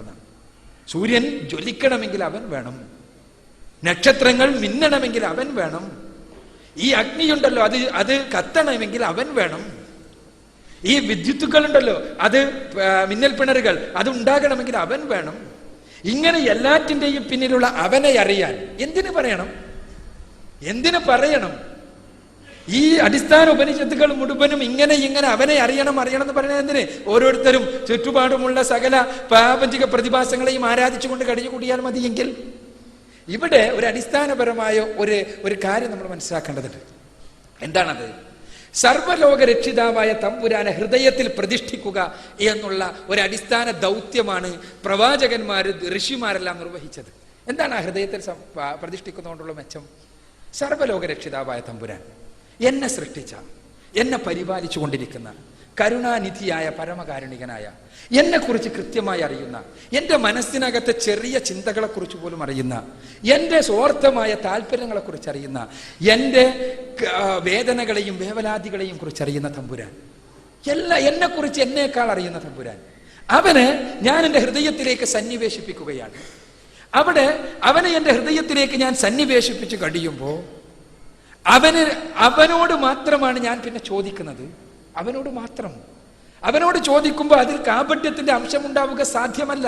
കാരണം എൻ്റെ ഹൃദയം എന്നേക്കാൾ അറിയുന്നവനാണ് അവൻ. അവനെ ഉൾക്കൊണ്ട് എൻ്റെ ജീവിതത്തിൽ പിന്നീട് തിന്മകളിലേക്ക് കടന്നു പോകാൻ കഴിയില്ല. കാരണം അവൻ സ്വകാര്യമായി പോലും എന്നെ അറിയുന്നവനാണ്. അവിടെയാണ് മനുഷ്യ ജീവിതത്തിന്റെ വിമലീകരണം നമുക്ക് കാണാൻ കഴിയുന്നത്. പരിശുദ്ധ ഖുർആൻ നേരത്തെ സൂചിപ്പിച്ച ഏകദൈവ ആരാധനയിലേക്ക് ക്ഷണിക്കുന്ന ഒരു വചനം വളരെ രസകരമാണ്. ഖുർആനിലെ വചനം, യാ അയ്യുഹന്നാസ് ഇഅ്ബുദൂ റബ്ബക്കുമുല്ലദീ ഖലഖക്കും വല്ലദീന മിൻ ഖബ്ലിക്കും ലഅല്ലക്കും തത്തഖൂൻ അല്ലദീ ജഅല ലക്കുമുൽ അർള ഫിറാശൻ വസ്സമാഅ ബിനാഅൻ വഅൻസല മിനസ് സമാഇ മാഅൻ ഫഅഖ്റജ ബിഹി മിനസ് സമറാത്തി റിസ്കൻ ലക്കും ഫലാ തജ്അലൂ ലില്ലാഹി അൻദാദൻ വഅൻതും തഅലമൂൻ. സുന്ദരമായ വചനങ്ങളിലൂടെ ഖുർആൻ ക്ഷണിക്കുക മനുഷ്യരോട്. ഖുർആനിലെ 2ാമത്തെ അധ്യായം സൂറത്തുൽ ബഖറയിലെ 21-22 വചനങ്ങൾ. എന്താ ഖുർആൻ പറയുന്നത്? മനുഷ്യരെ, നിങ്ങൾ ആരാധിക്കേണ്ടത് നിങ്ങളെയും നിങ്ങളുടെ മുൻഗാമികളെയും സൃഷ്ടിച്ച നാഥനെയാകുന്നു. ഇവിടെ ഖുർആന്റെ ശൈലിയെ നോക്കുക. റബ്ബുക എന്നാണ്, നിങ്ങളുടെ നാഥൻ. അവിടെ പരിശുദ്ധ ഖുർആൻ പടച്ചതമ്പുരാൻ ഉപയോഗിച്ചിട്ടുള്ള സർവനാമമായ അള്ളാഹ് എന്ന് പോലും പ്രയോഗിക്കുന്നില്ല. നിങ്ങളെ ആരാണോ സൃഷ്ടിച്ചത്, നിങ്ങളുടെ മുൻഗാമികളെ ആരാണോ സൃഷ്ടിച്ചത്, അവനെ അല്ലാതെ അറബികളുടെ ദൈവത്തെയെന്നോ ഇന്ത്യക്കാരുടെ ദൈവത്തെയെന്നോ ഏതെങ്കിലും വ്യക്തികളെയെന്നോ ശക്തികളെയെന്നോ അല്ല. ആരാണോ നമ്മുടെ സൃഷ്ടാവ് അവനെ ആരാധിക്കുക. എന്തിന്? ആ സൃഷ്ടാവിന് നിങ്ങളുടെ ആരാധന ആവശ്യമുണ്ടായിട്ടാണോ? അല്ല, ലഅല്ലക്കും തത്തഖൂൻ, എങ്കിലേ നിങ്ങൾ സന്മാർഗനിഷ്ഠരായി ജീവിക്കൂ. ഖുർആന്റെ ശൈലിയാണ്. നിങ്ങൾ സന്മാർഗനിഷ്ഠരായി ജീവിക്കണോ? നിങ്ങളുടെ മനസ്സിനകത്ത് സർവ്വലോക രക്ഷിതാവായ തമ്പുരാനെ പ്രതിഷ്ഠിക്കുക. നിങ്ങൾക്ക് പകലൊരു കർമ്മവും രാത്രി മറ്റൊരു കർമ്മവും ചെയ്യാൻ കഴിയില്ല. നിങ്ങൾക്ക് മനസ്സിനുള്ളിൽ ഒന്നും പുറത്ത് മറ്റൊന്നുമായി വെക്കാൻ കഴിയില്ല. കാരണം ഞാനിത് പറയുമ്പോൾ എൻ്റെ മനസ്സിൽ സ്വാർത്ഥമായ താല്പര്യങ്ങളാണുള്ളത് എങ്കിൽ ആ താല്പര്യങ്ങൾക്കനുസരിച്ച് പ്രതിഫലം നൽകുന്ന പടച്ചതമ്പുരാനെ കുറിച്ചുള്ള ബോധം എനിക്കുണ്ടെങ്കിൽ, എന്റെ മരണം ഏത് സമയത്താണ് കടന്നു വരിക എന്ന് എനിക്കോ നിങ്ങൾക്കോ ആർക്കുമോ പറയാൻ സാധ്യമല്ലെങ്കിൽ ഞാൻ തീർച്ചയായും എൻ്റെ ജീവിതത്തെ വിമലീകരിച്ചു കൊണ്ടിരിക്കും. എനിക്ക് തെറ്റ് ചെയ്യാൻ കഴിയില്ല. തെറ്റ് അഥവാ വന്നാൽ തന്നെ, മാനുഷികമായ ചോദനകളാൽ അബദ്ധങ്ങൾ വന്നാൽ തന്നെ സർവ്വലോക രക്ഷിതാവായ തമ്പുരാന്റെ മുന്നിൽ നാം പശ്ചാത്തപിച്ച് മടങ്ങി ആ തെറ്റിലേക്ക് തിരിച്ചു പോകാതെ യഥാർത്ഥത്തിൽ കടന്നു വരും. അപ്പൊ ഞാൻ പറഞ്ഞു വരുന്നത്, എന്നിട്ട് ആ തമ്പുരാനെ പരിചയപ്പെടുത്തുകയാണ്. ഖുർആന്റെ ആ ശൈലി നോക്കുക നിങ്ങൾ. ആരാണ് ആ സൃഷ്ടാവ്? നിങ്ങൾ ആരാധിക്കേണ്ടത് ആരെയാണ്? ആരാണോ നിങ്ങൾക്ക് വേണ്ടി ഭൂമിയെ മെത്തയാക്കി തന്നത്, നിങ്ങൾക്ക് വേണ്ടി ഉപരിലോകത്തെ മേൽക്കൂരയാക്കി തന്നത് ആരാണ്? ആ ഉപരിലോകത്തിൽ നിന്ന് നിങ്ങൾക്ക് ആവശ്യമായ ജലഗണങ്ങൾ ഇറക്കി തന്നവൻ ആരാണ്? ആ ജലഗണങ്ങൾ ഉപയോഗിച്ച് ഭൂമിയിൽ സസ്യലതാദികളും ഫലമൂലാദികളും ഉൽപ്പാദിപ്പിച്ച് നിങ്ങൾക്ക് ഭക്ഷണമാക്കിയവൻ ആരാണ്? അവനെ നിങ്ങൾ ആരാധിക്കുക, അവനെ ആരാധിക്കുക. ഇവിടെ ജാതിയുടെ വർഗത്തിന്റെ വർണ്ണത്തിന്റെ യാതൊരു ഇതുമില്ല. ഇവിടെ സർവ്വലോക രക്ഷിതാവായ തമ്പുരാൻ ആരാധിക്കുക. അപ്പൊ ഞാൻ പറഞ്ഞു വരുന്നത്, അവൻ എല്ലാറ്റിവിടെയും ഉണ്ട് എന്ന് വിശ്വസിച്ചുകൊണ്ടും അവന്റെ കാരുണ്യം, അവന്റെ സൃഷ്ടികളാണ് എല്ലാവരും. ആരായിരുന്നത്, അതാണ് നേരത്തെ പറഞ്ഞ തമീശ്വരാണ് പരമം മഹേശ്വര എന്ന് പറയും. എല്ലാം അവന്റെ സൃഷ്ടികളാണ്. അവരെത്ര ഉന്നതരായിരുന്നാലും അധമരായിരുന്നാലും, അത് എത്ര ഏത് കഴിവുകളുള്ളവരായിരുന്നാലും, എത്ര കാര്യങ്ങളെ കുറിച്ച് അറിവുള്ളവരായിരുന്നാലും, എല്ലാവരും അവന്റെ സൃഷ്ടികളാണ്. അതുകൊണ്ട് തന്നെ അവനെ മാത്രം ആരാധിക്കുക. അവനെ ആരാധിക്കുന്ന രംഗത്ത് നമുക്ക് മറ്റാരുടെയും ദല്ലാളിപ്പണിയുടെയും ആവശ്യമില്ല. കാരണം എൻ്റെ ഹൃദയത്തെ സൃഷ്ടിച്ച, എന്നെ അറിയുന്ന, എൻ്റെ ഹൃദയത്തെ അറിയുന്ന, എന്നെ പൂർണ്ണമായി അറിയുന്ന എൻ്റെ നാഥന്റെ മുന്നിൽ എൻ്റെ മനസ്സ് തുറന്നു വെക്കാൻ, എൻ്റെ നാഥനോട് എനിക്ക് സംസാരിക്കാൻ എന്തിനാണ് ഒരു ദല്ലാളി? ആവശ്യമില്ല. ഇതിലേക്കാണ് സത്യത്തിൽ ലോകത്തിന്റെ വ്യത്യസ്തങ്ങളായ ഭാഗങ്ങളിലേക്ക് കടന്നു വന്ന പ്രവാചകന്മാർ മുഴുവൻ ക്ഷണിച്ചത് എന്നാണ് നാം മനസ്സിലാക്കുന്നത്. അതുകൊണ്ട് തന്നെയാണ് ഭാരതീയ ദർശനങ്ങളിലെ ഏകത്വത്തിന് ഇത്രയധികം പ്രാധാന്യം ലഭിച്ചത്. അതല്ല എങ്കിൽ തീർച്ചയായും പിന്നെ ഈ ഏകത്വത്തെക്കുറിച്ച് ആവർത്തിച്ച് പറയേണ്ടത് എന്തിന്? പുരാണങ്ങളുടെ അവസ്ഥാവിശേഷത്തിലേക്ക് സമൂഹം ആപതിക്കുവാനുള്ള കാരണം ഈ രൂപത്തിൽ ബഹുമാന്യനായ ജ്യേഷ്ഠ സഹോദരൻ ഇവിടെ പറഞ്ഞ രീതിയിലുള്ള വ്യാഖ്യാനങ്ങൾ തന്നെയല്ലേ ആണ് എന്നാണ് ഞാൻ മനസ്സിലാക്കുന്നത്. തീർച്ചയായും വിഷ്ണുവിനെ അങ്ങനെ മനസ്സിലാക്കി പിന്നീട് വരുന്ന വിഷ്ണു ശിവനുമായി മത്സരിക്കുന്നതും അവിടെ പ്രശ്നമുണ്ടാകുന്നതും എല്ലാം നമ്മൾ കാണേണ്ടി വരുന്നു. എന്റെ സർവ്വലോക രക്ഷിതാവായ തമ്പുരാന്റെ 3 മൂർത്തികളെ കൽപ്പിച്ചപ്പോ വിഷ്ണുവിന്റെ ആളുകളും ശിവന്റെ ആളുകളും അങ്ങനെ ഓരോരുത്തരുടെ ആളുകളുമായി മാറുന്ന അവസ്ഥയാണ്. പിന്നീട് ആർക്കാണ് കൂടുതൽ കഴിവ് എന്നുള്ള വിഷയത്തിലുള്ള ചർച്ചയാണ് ഇന്ന് മനുഷ്യ ദൈവങ്ങളുടെ വിഷയത്തിൽ നടക്കുന്നത് പോലെ തന്നെ. മനുഷ്യ ദൈവങ്ങളുടെ ദല്ലാളിമാർ ആളുകളെ പിടിക്കാൻ നടക്കാണ്. എല്ലാം എന്താ, ഓരോരുത്തർക്കും കഴിവ് കൂടുതൽ, രോഗശാന്തി കൂടുതൽ, ശുശ്രൂഷ കൂടുതൽ. അതിന് ജാതിയുടെ വ്യത്യാസമൊന്നുമില്ല കേട്ടോ. എല്ലാ വിഭാഗത്തിലും മനുഷ്യ ദൈവങ്ങൾ പല കോലത്ത് ദൈവം എന്ന് പറഞ്ഞാലും ഇല്ലെങ്കിലും എല്ലാം രംഗത്ത് വന്നുകൊണ്ടിരിക്കുന്നത്. അപ്പൊ ഞാൻ പറഞ്ഞു വരുന്നത്, ഇതിൽ നിന്നെല്ലാം മുക്തമായി സർവ്വലോക രക്ഷിതാവായ തമ്പുരാൻ അവനിൽ ഹൃദയത്തെ പൂർണ്ണമായി സമർപ്പിക്കാൻ കഴിയണമെങ്കിൽ അവനെ മാത്രം ആരാധിക്കുക. അവനെ ആരാധിക്കുക എന്ന് പറഞ്ഞാൽ എന്താ? ഹൃദയം തുറന്നു വെക്കുകയാണ്. എൻ്റെ ഹൃദയത്തിൻ്റെ വേദനകളും വേപതുകളും, എൻ്റെ മനസ്സിൻ്റെ തേങ്ങലുകളും, എൻ്റെ ആവശ്യങ്ങളുടെ പൂർണ്ണമായ സമർപ്പണവും ഞാൻ അവൻ്റെ മുന്നിൽ, എന്നെ അറിയാവുന്നവൻ്റെ മുന്നിൽ മാത്രം സമർപ്പിക്കുക എന്നുള്ളതാണ് ഈ രംഗത്ത് ഇസ്ലാമികമായ തത്വം. അവിടെയാണ് ഇപ്പോൾ ബഹുമാന്യനായ ജ്യേഷ്ഠ സഹോദരൻ പറഞ്ഞ ഹൈന്ദവതയുടെ പുതിയ വ്യാഖ്യാനമായി പറഞ്ഞ കാര്യം. പുതിയ വ്യാഖ്യാനമല്ല, പലപ്പോഴും പലരും വ്യാഖ്യാനിക്കാറുണ്ട് ഈ രൂപത്തിൽ. ആ വ്യാഖ്യാനങ്ങളുമായി നമുക്ക് വിയോജിക്കേണ്ടി വരുന്ന അടിസ്ഥാനപരമായ, ഇസ്ലാമിന് വിയോജിക്കേണ്ടി വരുന്ന അടിസ്ഥാനപരമായ കാര്യം ഇതാണ് എന്ന് മനസ്സിലാക്കുക എന്ന് മാത്രമേ പറയാൻ നിർവാഹമുള്ളൂ. അസ്സലാമു അലൈക്കും. എൻ്റെ പേര് നസ്നീൻ ഷർഫുദ്ദീൻ. ഞാൻ 10th സ്റ്റാൻഡേർഡിൽ പഠിക്കുന്നു. നേരത്തെ അവതരിപ്പിച്ച പ്രബന്ധത്തിൽ പറയുകയുണ്ടായി, വിവേകാനന്ദ ഹിന്ദു എന്ന ഒരു മതം ഇല്ല എന്ന് പറഞ്ഞു. പക്ഷേ 1963 ചിക്കാഗോ പാർലമെന്റിൽ അദ്ദേഹം ഹിന്ദുയിസം ഒരു യൂണിവേഴ്സൽ റിലീജിയൻ ആയിട്ട് അംഗീകരിച്ചതായി എനിക്കറിയാം. മാത്രമല്ല അദ്ദേഹത്തിന്റെ പ്രസംഗത്തിലൂടെ ധാരാളം പേർ ഹിന്ദു റിലീജിയനിലേക്ക് വന്നതായും അറിയാം. ഇതിനെപ്പറ്റി എന്താ പറയാനുള്ളത്?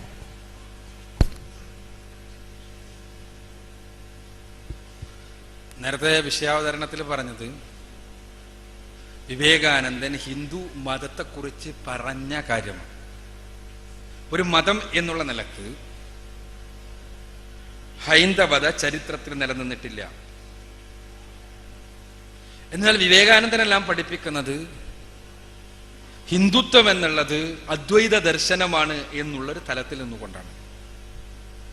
അത് ഭാരതത്തിന്റെ സംസ്കാരമാണ് എന്ന് അദ്ദേഹം അവകാശപ്പെടുകയും ചെയ്യുന്നു. അദ്ദേഹം ചിക്കാഗോയിൽ വെച്ച് നടന്ന സർവമത പാർലമെന്റിൽ ഹിന്ദുത്വത്തിന്റെ പേരിൽ അവതരിപ്പിച്ചത് ഈ അദ്വൈത ദർശനത്തെയാണ്. ആ അദ്വൈത ദർശനത്തിൽ ആകൃഷ്ടരായ പല ആളുകളും, പല പാശ്ചാത്യരും അദ്ദേഹത്തിന്റെ ശിഷ്യന്മാരായി വരികയും ചെയ്തിട്ടുണ്ട്. എന്നാൽ ഹിന്ദു എന്ന പേരിൽ ഒരു മതമോ ഒരു ദർശനമോ ഇന്ത്യയിൽ നിലനിന്നിട്ടില്ല എന്നും, അതുണ്ടായത് സിന്ധു എന്നുള്ള പദത്തിന്റെ രൂപാന്തര സംജ്ഞയായിക്കൊണ്ടാണ് എന്നും, പിൽക്കാലഘട്ടത്തിലാണ് ഹിന്ദു എന്നുള്ള പദം ഉണ്ടായത് എന്നും, ഭാരതീയ ദർശനം എന്നുള്ളത് ആ ദർശനത്തിന്റെ ഒരു മൊത്തമായ തലമാണ് അദ്വൈത ദർശനം എന്നുമാണ് അദ്ദേഹം സ്ഥാപിക്കാൻ വേണ്ടി പരിശ്രമിക്കുന്നത്. അത് രണ്ടും നേരത്തെ പറഞ്ഞ ചോദ്യകർത്താവ് സൂചിപ്പിച്ച കാര്യവും വിഷയ അവതരകം പറഞ്ഞതും രണ്ടും കോംപ്ലിമെന്ററി ആണ്. രണ്ടും ഒരേ വശത്തിന്റെ തന്നെ രണ്ട് തലങ്ങളാണ് എന്നർത്ഥം. വിവേകാനന്ദൻ പറഞ്ഞത് ഹിന്ദുത്വം, ഹിന്ദു എന്നുള്ള പദവും ഹിന്ദു മതത്തിന്റെ ഉൽപ്പത്തിയുമായി ബന്ധപ്പെട്ട് ഉള്ള കാര്യങ്ങളാണ്. എന്നാൽ വിവേകാനന്ദൻ സ്വീകരിച്ച ദർശനം അദ്വൈത ദർശനമാണ്. ആ അദ്വൈത ദർശനത്തെ കുറിച്ചാണ് അദ്ദേഹം ഹിന്ദുത്വമായി പരിചയപ്പെടുത്തിയത്, ഹിന്ദുവായി, ഹൈന്ദവ ദർശനമായി, ഭാരതീയ ദർശനമായി അദ്ദേഹം പരിചയപ്പെടുത്തിയത്. ആ അദ്വൈത ദർശനത്തിൽ ആകൃഷ്ടരായ ആളുകളാണ് അദ്ദേഹത്തിന്റെ ശിഷ്യന്മാരായി വന്നത്.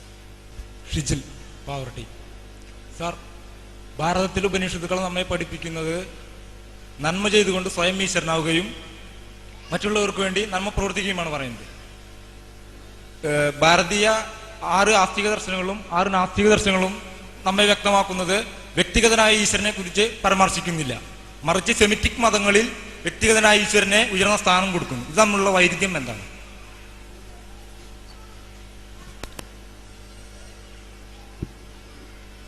ഭാരതീയ ദർശനങ്ങൾ വ്യക്തി തലത്തിലുള്ള ഈശ്വരനെ പരിചയപ്പെടുത്തുന്നില്ല. എന്നാൽ സെമിറ്റിക് ദർശനങ്ങൾ വ്യക്തിപരമായ ഈശ്വരനെ പരിചയപ്പെടുത്തുന്നു. ഇത് തമ്മിലുള്ള വൈരുദ്ധ്യം എന്തെന്നാണ് ചോദ്യം.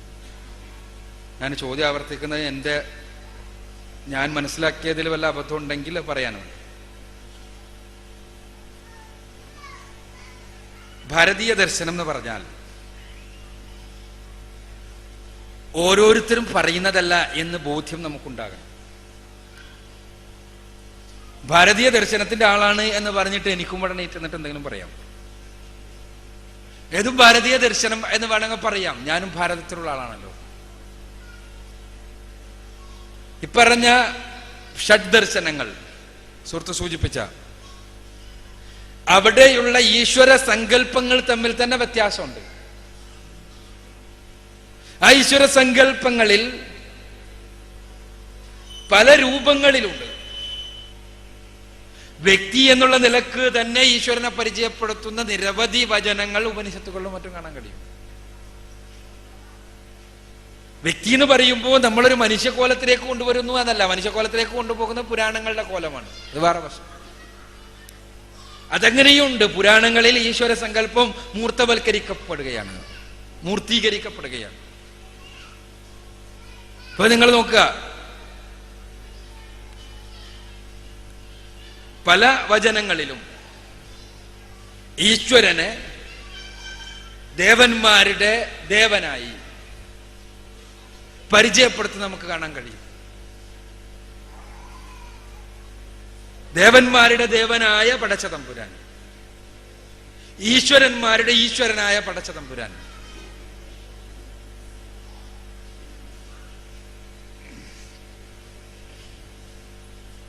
തമീശ്വരാണം പരമം മഹേശ്വര താം ദേവതാനാം പരമം ച ദൈവതം പതിം പദീനാം പരമം പരസ്താത് വിധാമദേവം ഭുവനീശമേ. ഇത് ശ്വേതശതരോപനിഷത്തിലെ 6-ാം അധ്യായത്തിലെ 7-ാമത്തെ വചനമാണ്. ശ്വേതശതരോപനിഷത്തിന് സത്യത്തിൽ ദശോപനിഷത്തുകളിൽ ഉൾപ്പെടാൻ മാത്രം ആശയ സമ്പുഷ്ടമെങ്കിലും ദശോപനിഷത്തുകളിൽ ഉൾപ്പെടുത്താതെ മാറ്റി നിർത്തി അത് ശ്രീ ശങ്കരാചാര്യരാണ്. പലപ്പോഴും ശ്രീ ശങ്കരാചാര്യർ സുഹൃത്ത് പറഞ്ഞ പോലെയുള്ളൊരു ഭാരതീയ ദർശനത്തിന്റെ വക്താവാണ്. ശ്രീ ശങ്കരാചാര്യർ അദ്വൈതാധിഷ്ഠിതമായ ഭാരതീയ ദർശനത്തിന്റെ വക്താവായതുകൊണ്ട് തന്നെ അദ്ദേഹത്തിന് ഈ വ്യക്തി എന്നുള്ള നിലയ്ക്ക് ഈശ്വരനെ കാണുവാൻ കഴിയാത്തത് കൊണ്ട് ശ്വേതശതരം കുറെ കൂടി വ്യക്തിവൽക്കരിക്കപ്പെട്ട ഈശ്വര സങ്കല്പം പ്രദാനം ചെയ്യുന്നത് കൊണ്ട് തന്നെ അതിന് പ്രാധാന്യം ഇടിച്ചു കളഞ്ഞതാണ് എന്ന് ദ്വൈതവാദികളായ പല പണ്ഡിതന്മാരും സൂചിപ്പിക്കാറുണ്ട്. ഞാൻ സൂചിപ്പിക്കുന്നത് ഭാരതത്തിലും ഭാരതീയ വേദഗ്രന്ഥങ്ങളിലും ഭാരതീയ പുരാണങ്ങളിലുമെല്ലാം അദ്വൈതം നിഷേധിച്ച രൂപത്തിലുള്ള വ്യക്തിവൽക്കരിക്കപ്പെട്ട ദൈവസങ്കല്പം നമുക്ക് കാണാൻ കഴിയും. അഥവാ സ്രഷ്ടാവായ തമ്പുരാൻ, സൃഷ്ടി എന്നുള്ള മറ്റൊരു വസ്തുത, ആ സൃഷ്ടാവിന് അതീതമാണ്, അല്ലെങ്കിൽ സൃഷ്ടിക്ക് അതീതനാണ് സൃഷ്ടാവ് എന്നുള്ളത് ഞാൻ പറഞ്ഞ വചനം തന്നെ നോക്ക് നിങ്ങൾ. തമീശ്വരാണം പരമം മഹേശ്വര, സകല ഈശ്വരന്മാരുടെയും പരമനായ മഹേശ്വരൻ. താം ദേവതാനാം പരമം ച ദൈവത, സകല ദേവന്മാരുടെയും പരമനായ ദേവൻ. പതിം പതീനാം പരമം പരസ്താദ്, സകല പതികളുടെയും സകല രക്ഷിതാക്കളുടെയും പരമനായ പതി. വിധാമദേവം ഭുവനീശമീഡ്യം, സകല ഈഠ്യങ്ങളും ദേവന്മാർ അർപ്പിക്കുന്നത് അവനാകുന്നു.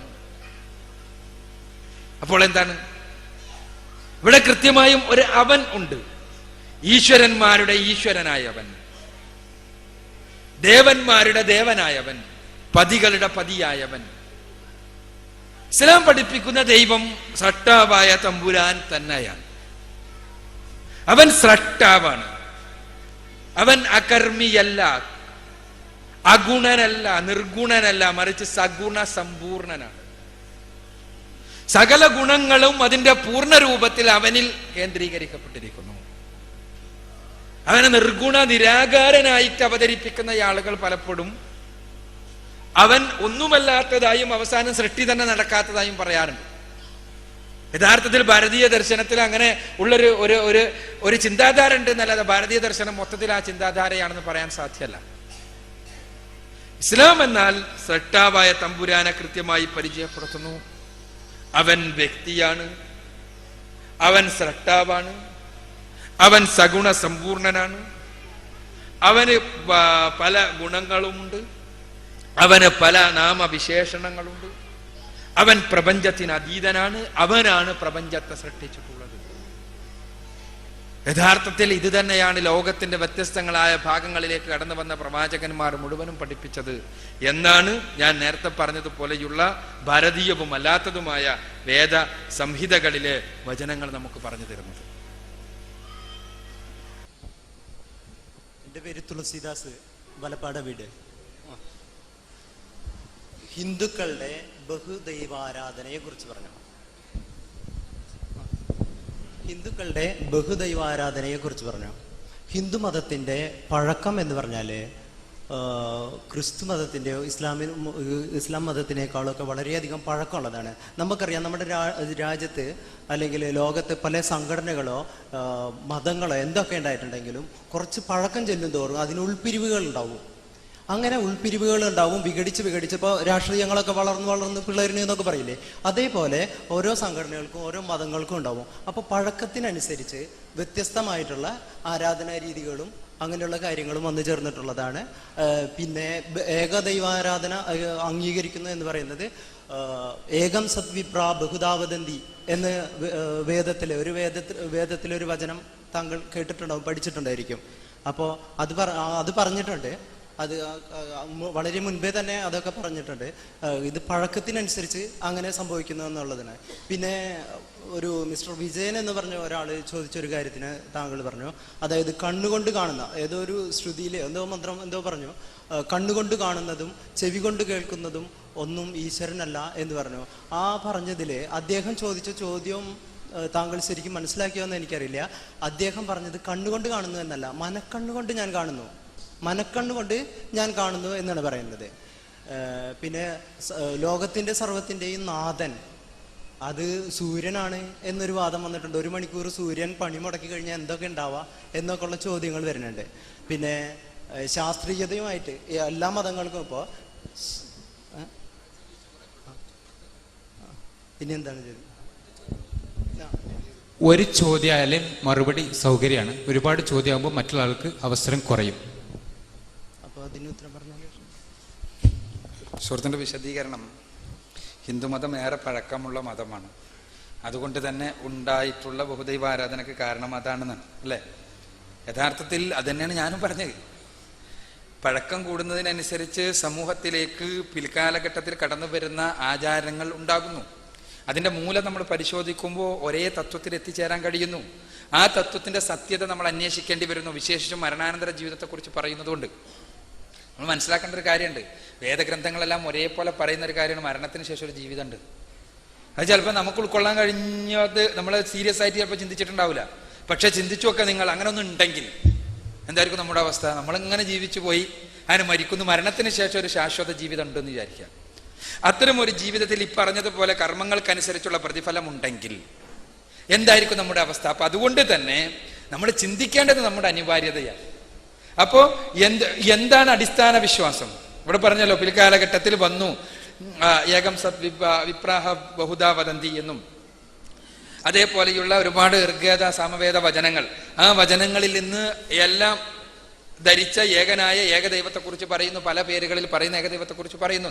ആ പല പേരുകൾ പ്രശ്നമല്ല, ആ പല പേരുകൾ മൂർത്തികളായി മാറിയപ്പോഴാണ് പ്രശ്നം ഉണ്ടാകുന്നത്. ഞാൻ പറഞ്ഞു നേരത്തെ സുഹൃത്ത് പറഞ്ഞപ്പോൾ പറഞ്ഞു, മൂർത്തികളായി മാറിയപ്പോഴാണ് പ്രശ്നം ഉണ്ടാകുന്നത്. പിന്നെ നിങ്ങൾ പറഞ്ഞ പോലെ കർമ്മങ്ങളിലേക്ക് വന്നപ്പോൾ കൂടുതൽ കുഴപ്പങ്ങളിലേക്ക് പോയി എന്നുള്ളതാണ് സത്യം. അപ്പോൾ നമ്മൾ ഈ കുഴപ്പം ഇല്ലാതാകാൻ ഋഷിമാർ പഠിപ്പിച്ച അടിസ്ഥാന തത്വം എന്താണ് എന്ന് മനസ്സിലാക്കാൻ ശ്രമിക്കുക. അവിടെ ആണ് ഇസ്ലാമികമായ തത്വം ഞാൻ നിങ്ങളുടെ മുന്നിൽ സമർപ്പിച്ചത്. അതൊരു വർഗത്തിന്റെ, ഒരു വർഗീയതയുടെ തത്വം എന്നുള്ള നിലക്കല്ല, ഭാരതത്തിലെയും മഹാന്മാരായ ആളുകൾ പഠിപ്പിച്ച അടിസ്ഥാന തത്വമാണിത് എന്ന രൂപത്തിലാണ് സമർപ്പിച്ചിട്ടുള്ളത്. നിങ്ങൾക്ക് പരിശോധിക്കാവുന്നതാണ്. നേരത്തെ പിന്നെ വിജയന്റെ ചോദ്യത്തിന് ഞാൻ മറുപടി പറഞ്ഞത് ശരിയായില്ലെന്ന്. അകക്കണ്ണുകൊണ്ട് കാണുന്നു എന്ന് പറഞ്ഞെന്ന്. ഈ അകക്കണ്ണുകൊണ്ടുള്ള കാഴ്ച എന്താ?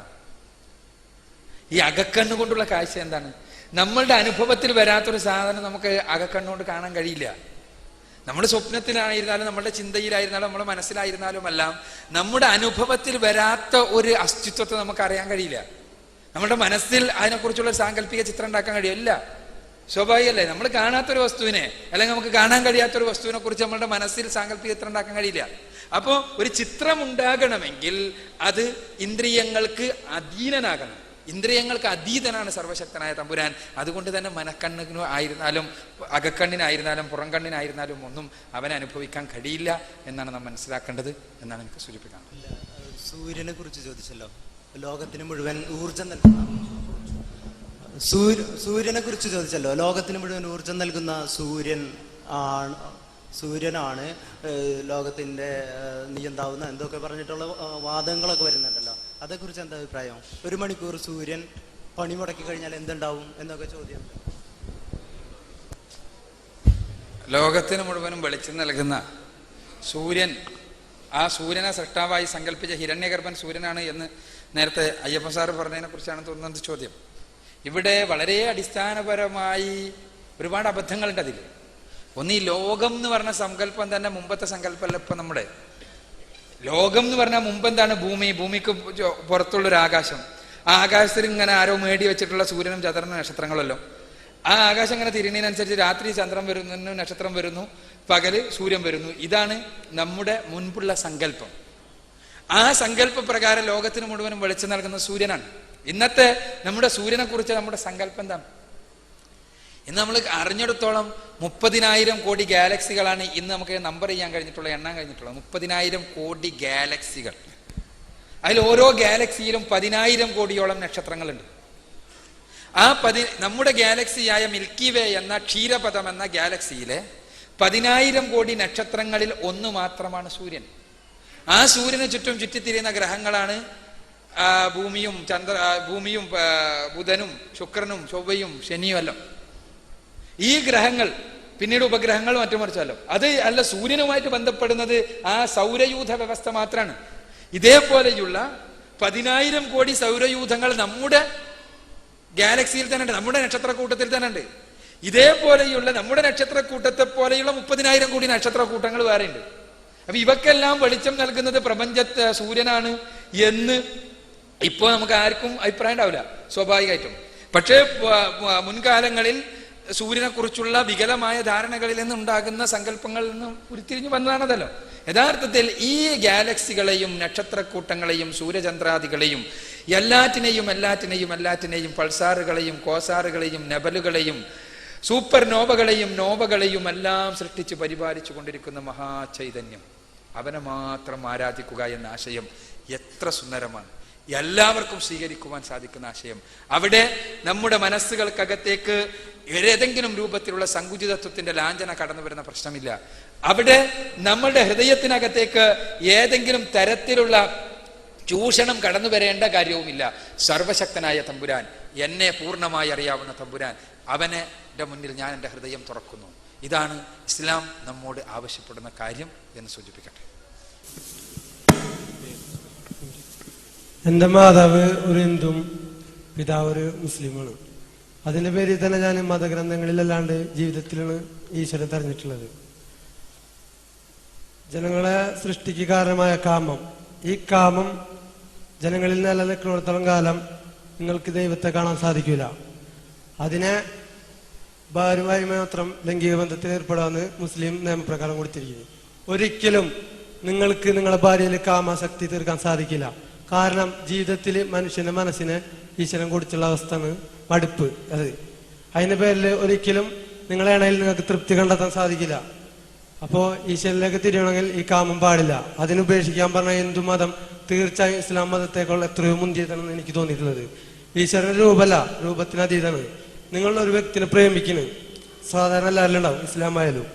ആ പ്രേമിക്കുമ്പോ നമ്മ പറയുന്നത് ശരീരത്തിനല്ല മനസ്സിലാണ് പ്രേമിക്കുന്നത്. സത്യം പറഞ്ഞാൽ ആദ്യം ശരീരത്തിനെ നോക്കുന്നു, അത് ഇഷ്ടപ്പെട്ടിട്ട് അതിലൂടെ മനസ്സിലേക്ക് കടക്കണം. മനസ്സിലേക്ക് കടന്നു കഴിഞ്ഞാൽ ആ ശരീരം നമുക്ക് ബാധകമല്ല, രൂപമല്ല. എന്നതുപോലെ തന്നെ ഈശ്വരൻ അറിയാൻ വേണ്ടിയിട്ട് അനേകായിരം രൂപങ്ങൾ ഉണ്ടാക്കിയിട്ടിരിക്കുന്നത് ഹിന്ദു മതത്തിൽ.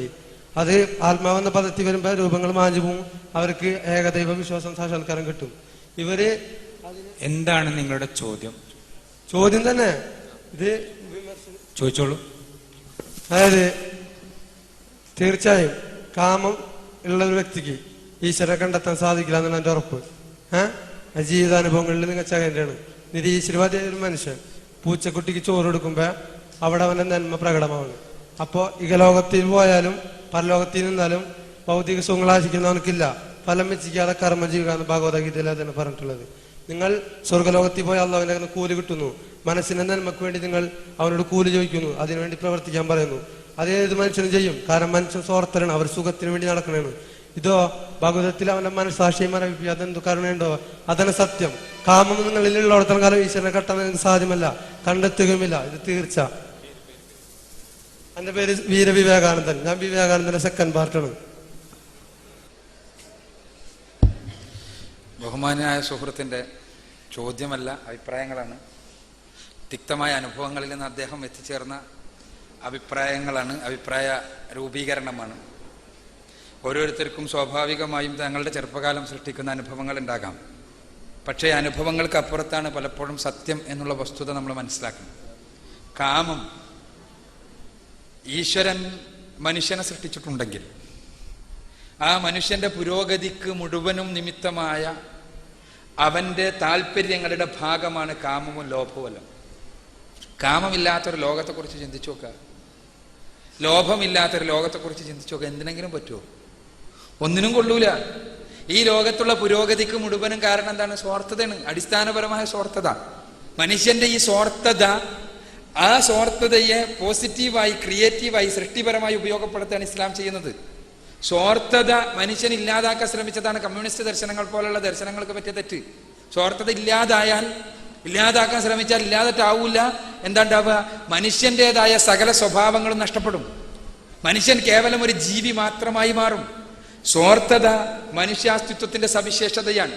ഇതേപോലെ തന്നെ ഒരു ജന്തു എന്നുള്ള നിലക്ക്, ജീവി എന്നുള്ള നിലക്ക് മനുഷ്യന്റെ പുനരുൽപാദനവുമായി ബന്ധപ്പെട്ട് മാത്രമല്ല ലൈംഗികത സ്ഥിതി ചെയ്യുന്നത്.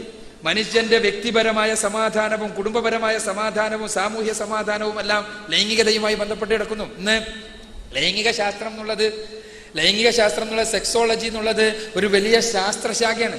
ഇന്ന് ലൈംഗിക ശാസ്ത്രത്തിന്റെ കീഴിൽ വരുന്ന ലൈംഗിക മനഃശാസ്ത്രമുണ്ട്. ലൈംഗിക മനഃശാസ്ത്രം, സെക്സ് സൈക്കോളജി. ഈ സെക്സ് സൈക്കോളജി എല്ലാം നമ്മൾ പഠിപ്പിക്കുന്നത് എന്താ? മനുഷ്യ പുരോഗതിയുടെ, മനുഷ്യന്റെ കർമ്മങ്ങളുടെ, മനുഷ്യന്റെ സർഗവാസനകളുടെ, മനുഷ്യന്റെ സർഗമായ സകല കഴിവുകളുടെയും അടിത്തറയായി ഭവിച്ചിട്ടുള്ള മനുഷ്യാസ്തിത്വത്തിന്റെ സവിശേഷതകളിൽ ഒന്നാണ് അവന്റെ ലൈംഗികത എന്നാണ്. അവന്റെ ലൈംഗികത കേവലം പുനരുൽപാദനത്തിൽ മാത്രം ഒതുങ്ങി നിൽക്കുന്നതല്ല. അവന്റെ മനസ്സമാധാനവുമായി, അവന്റെ കുഞ്ഞുങ്ങളുമായിട്ടുള്ള ബന്ധവുമായി, അവന്റെ കുടുംബവുമായിട്ടുള്ള പരസ്പരമുള്ള പങ്കുവെക്കലുകളുമായി എല്ലാം ബന്ധപ്പെടുന്നു. അതുകൊണ്ട് തന്നെ സാമൂഹ്യ ജീവിതത്തെ പോലും ലൈംഗികത ബാധിക്കുന്നു എന്ന്. അതുകൊണ്ട് തന്നെ ലൈംഗികത ഉൾക്കൊള്ളുന്ന ഒരാൾക്ക് ദൈവത്തെ അറിയാൻ കഴിയില്ല എന്നാൽ അത് ശുദ്ധഭോഷ്കാണ്. കാരണം എന്തുകൊണ്ടെന്നാൽ നമുക്ക് കാണാൻ കഴിയുന്ന ഒരു വസ്തുത, ലൈംഗികത ഉൾക്കൊള്ളുകയും കുടുംബജീവിതം നയിക്കുകയും ചെയ്ത ആളുകൾ എല്ലാ സ്ഥലത്തും മഹാന്മാരായ ദാർശനികന്മാരായിട്ടുണ്ടായിരുന്നു എന്നുള്ള വസ്തുതയാണ്. യാജ്ഞവൽക്യനും മൈത്രേയിയും തമ്മിൽ നടക്കുന്ന സംഭാഷണങ്ങൾ നമുക്ക് ഛന്ദഗ്യോപനിഷത്തിൽ കാണാൻ കഴിയും. ആരാണ് യാജ്ഞവൽക്യനും മൈത്രേയിയും? മൈത്രേയി കുടുംബിനിയാണ്, യാജ്ഞവൽക്യൻ കുടുംബക്കാരനും. ഇവിടെ ദാർശനിക ചർച്ചകൾ നടക്കുന്നത് സർവ്വലോക രക്ഷിതാവിനെ കുറിച്ച്, പരബ്രഹ്മത്തെക്കുറിച്ച്, പരമാത്മാവിനെ കുറിച്ച് ചർച്ചകൾ നടക്കുന്നത് കുടുംബത്തിന്റെ അന്തരീക്ഷത്തിലാണ്. ഇതേപോലെ തന്നെ പല സ്ഥലങ്ങളിലും നമുക്ക് കാണാൻ കഴിയും. അതേപോലെ തന്നെ ലൈംഗികതയെ ഇസ്ലാം പറയുന്നത് എന്താണെന്ന് വെച്ചാൽ, ലൈംഗികതയെ നിങ്ങൾക്ക് പടച്ച തമ്പുരാൻ നൽകിയ ഒരു അമാനത്തായി, ഒരു പടച്ച തമ്പുരാൻ നൽകിയ ഒരു അനുഗ്രഹമായി മനസ്സിലാക്കുകയും ആ അനുഗ്രഹത്തെ ദൈവിക മാർഗദർശന പ്രകാരം ഉപയോഗിക്കുകയും ചെയ്യാന്നാണ്. ദൈവിക മാർഗദർശന പ്രകാരം ഉപയോഗിക്കുവാൻ സന്നദ്ധമായിരുന്നുവെങ്കിൽ സുഹൃത്തിന് ഈ പ്രശ്നം ഉണ്ടാകുമായിരുന്നില്ല. അതേപോലെ തന്നെ സമൂഹത്തിനും സുഹൃത്തിന് ഈ സംശയം തന്നെ ഉണ്ടാകുമായിരുന്നില്ല എന്നുള്ളതാണ് സത്യം. ദൈവിക മാർഗദർശനം എന്താ? അത് പലപ്പോഴും നമ്മൾ ഇപ്പൊ സുഹൃത്ത് പറഞ്ഞ ആ ഹിറാർക്കിയിൽ നോക്കിയാൽ സ്നേഹവും പ്രേമമെല്ലാം വിവാഹത്തിന് മുൻപാണ്. ഇസ്ലാം പറയുന്നത് എന്താ വെച്ചാൽ വിവാഹം കഴിഞ്ഞിട്ടാണ് പ്രേമിക്കേണ്ടതെന്നാണ്. പലപ്പോഴും നമ്മുടെ ആധുനിക സമൂഹത്തിന് ഉണ്ടാകുന്നത് എന്താ വെച്ചാൽ, ഉള്ള പ്രേമം മുഴുവനും കല്യാണത്തിന് മുമ്പ് എടുത്തു പയറ്റി അതെല്ലാം വറ്റിപ്പോയി പിന്നീട് വിവാഹം നടക്കുകയും ആ പിന്നീട് വറ്റിയ പ്രേമം പിന്നെ ഉണ്ടാവില്ല. അതുകൊണ്ട് തന്നെ അത് ഡ്രൈ ആയ ജീവിതമായി മാറുകയും ആ ഡ്രൈ ആയ ജീവിതം ഏതാനും മാസങ്ങൾ കഴിയുമ്പോഴേക്ക് തെറ്റിപ്പിരിക്കുകയും ചെയ്യുന്ന അവസ്ഥയാണ് പലപ്പോഴും ആധുനിക സമൂഹങ്ങളിൽ കണ്ടുവരുന്നത്. അപ്പോൾ ഇസ്ലാം ഈ വിഷയത്തിൽ കൃത്യമായ കാഴ്ചപ്പാടുണ്ട്. എന്താ?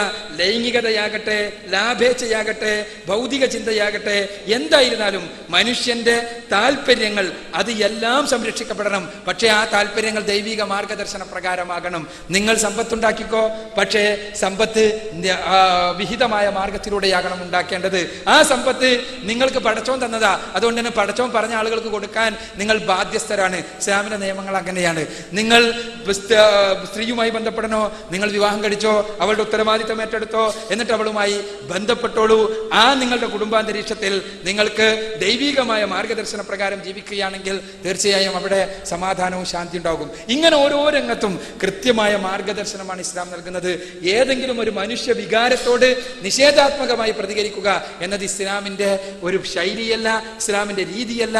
ഇസ്ലാം പഠിപ്പിക്കുന്നത് ആ നിഷേധാത്മകത മനുഷ്യൻ എന്നുള്ള നിലക്കുള്ള അവന്റെ ഭാഗധേയത്തെ നിർവഹിക്കുവാൻ സാധിക്കാത്ത ഒരവസ്ഥക്കാണ് കാരണമാവുക എന്നാണ്. ഒരു പുരുഷനാണെങ്കിൽ അവൻ മകനായി തുടങ്ങി, പിന്നീട് ഭർത്താവായി മാറി, പിതാവായി തീർന്ന്, പ്രപിതാവായി തീർന്ന്, അങ്ങനെ പലതും ആകേണ്ടവനാണ്. സഹോദരനും എല്ലാമായി തീരേണ്ടവനാണ്.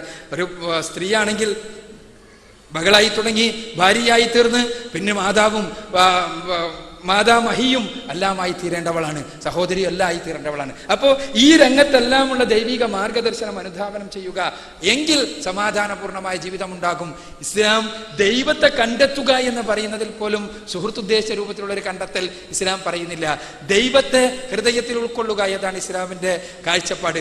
ദൈവത്തെ കാണാൻ വേണ്ടി കുറെ തെരഞ്ഞെടുത്തിട്ട് ദൈവത്തെ ഏതെങ്കിലും ഒരു കാട്ടിൻ്റെ ഉള്ളിലോ അല്ലെങ്കിൽ ഏതെങ്കിലും മനസ്സിന്റെ അകക്കണ്ണാടിയിലോ കാണാൻ കഴിയും എന്ന് ഇസ്ലാം പഠിപ്പിച്ചിട്ടില്ല. സർവ്വലോക രക്ഷിതാവായ തമ്പുരാനിൽ നിന്നുള്ളതാണ് എന്ന് നിർബന്ധമായും പരിശുദ്ധ പ്രവാചകൻ പഠിപ്പിച്ച പ്രമാണങ്ങളെ പരിശോധനാ വിധേയമാക്കുക. ആ പരിശോധനാ വിധേയമാക്കിയാൽ മനസ്സിലാകും ഇത് സർവ്വലോക രക്ഷിതാവിൽ നിന്നുള്ളതാണ് എന്ന്. ആ പ്രമാണങ്ങൾ പ്രകാരം ജീവിതം നയിക്കാൻ നാം സന്നദ്ധമാകുമെങ്കിൽ, ആ പ്രമാണങ്ങൾ പ്രകാരം, പരിശുദ്ധ ഖുർആനും തിരുസുന്നത്തുമാകുന്ന പ്രമാണങ്ങൾ പ്രകാരം ജീവിതം നയിക്കാൻ നാം സന്നദ്ധമാകുമെങ്കിൽ തീർച്ചയായും ഭൗതികമായ സമാധാനം ഉണ്ടാകും. മരണാനന്തര ജീവിതത്തിൽ ശാശ്വതമായ സമാധാനത്തിന്റെ ഭവനമായ സ്വർഗലോകത്തിലേക്ക് പ്രവേശനം ലഭിക്കും.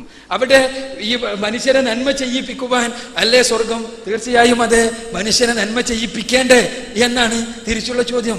മനുഷ്യനെ നന്മ ചെയ്യണമല്ലോ, അല്ലെങ്കിൽ ഈ ഭൂമിയിലെ സംവിധാനങ്ങൾ തന്നെ നിലനിൽക്കില്ല. മനുഷ്യൻ നന്മ ചെയ്യണം. പക്ഷേ അതോടൊപ്പം തന്നെ സർവ്വലോക രക്ഷിതാവായ തമ്പുരാൻ സത്യവാനാണ്, കളവ് പറയുന്നവനല്ല.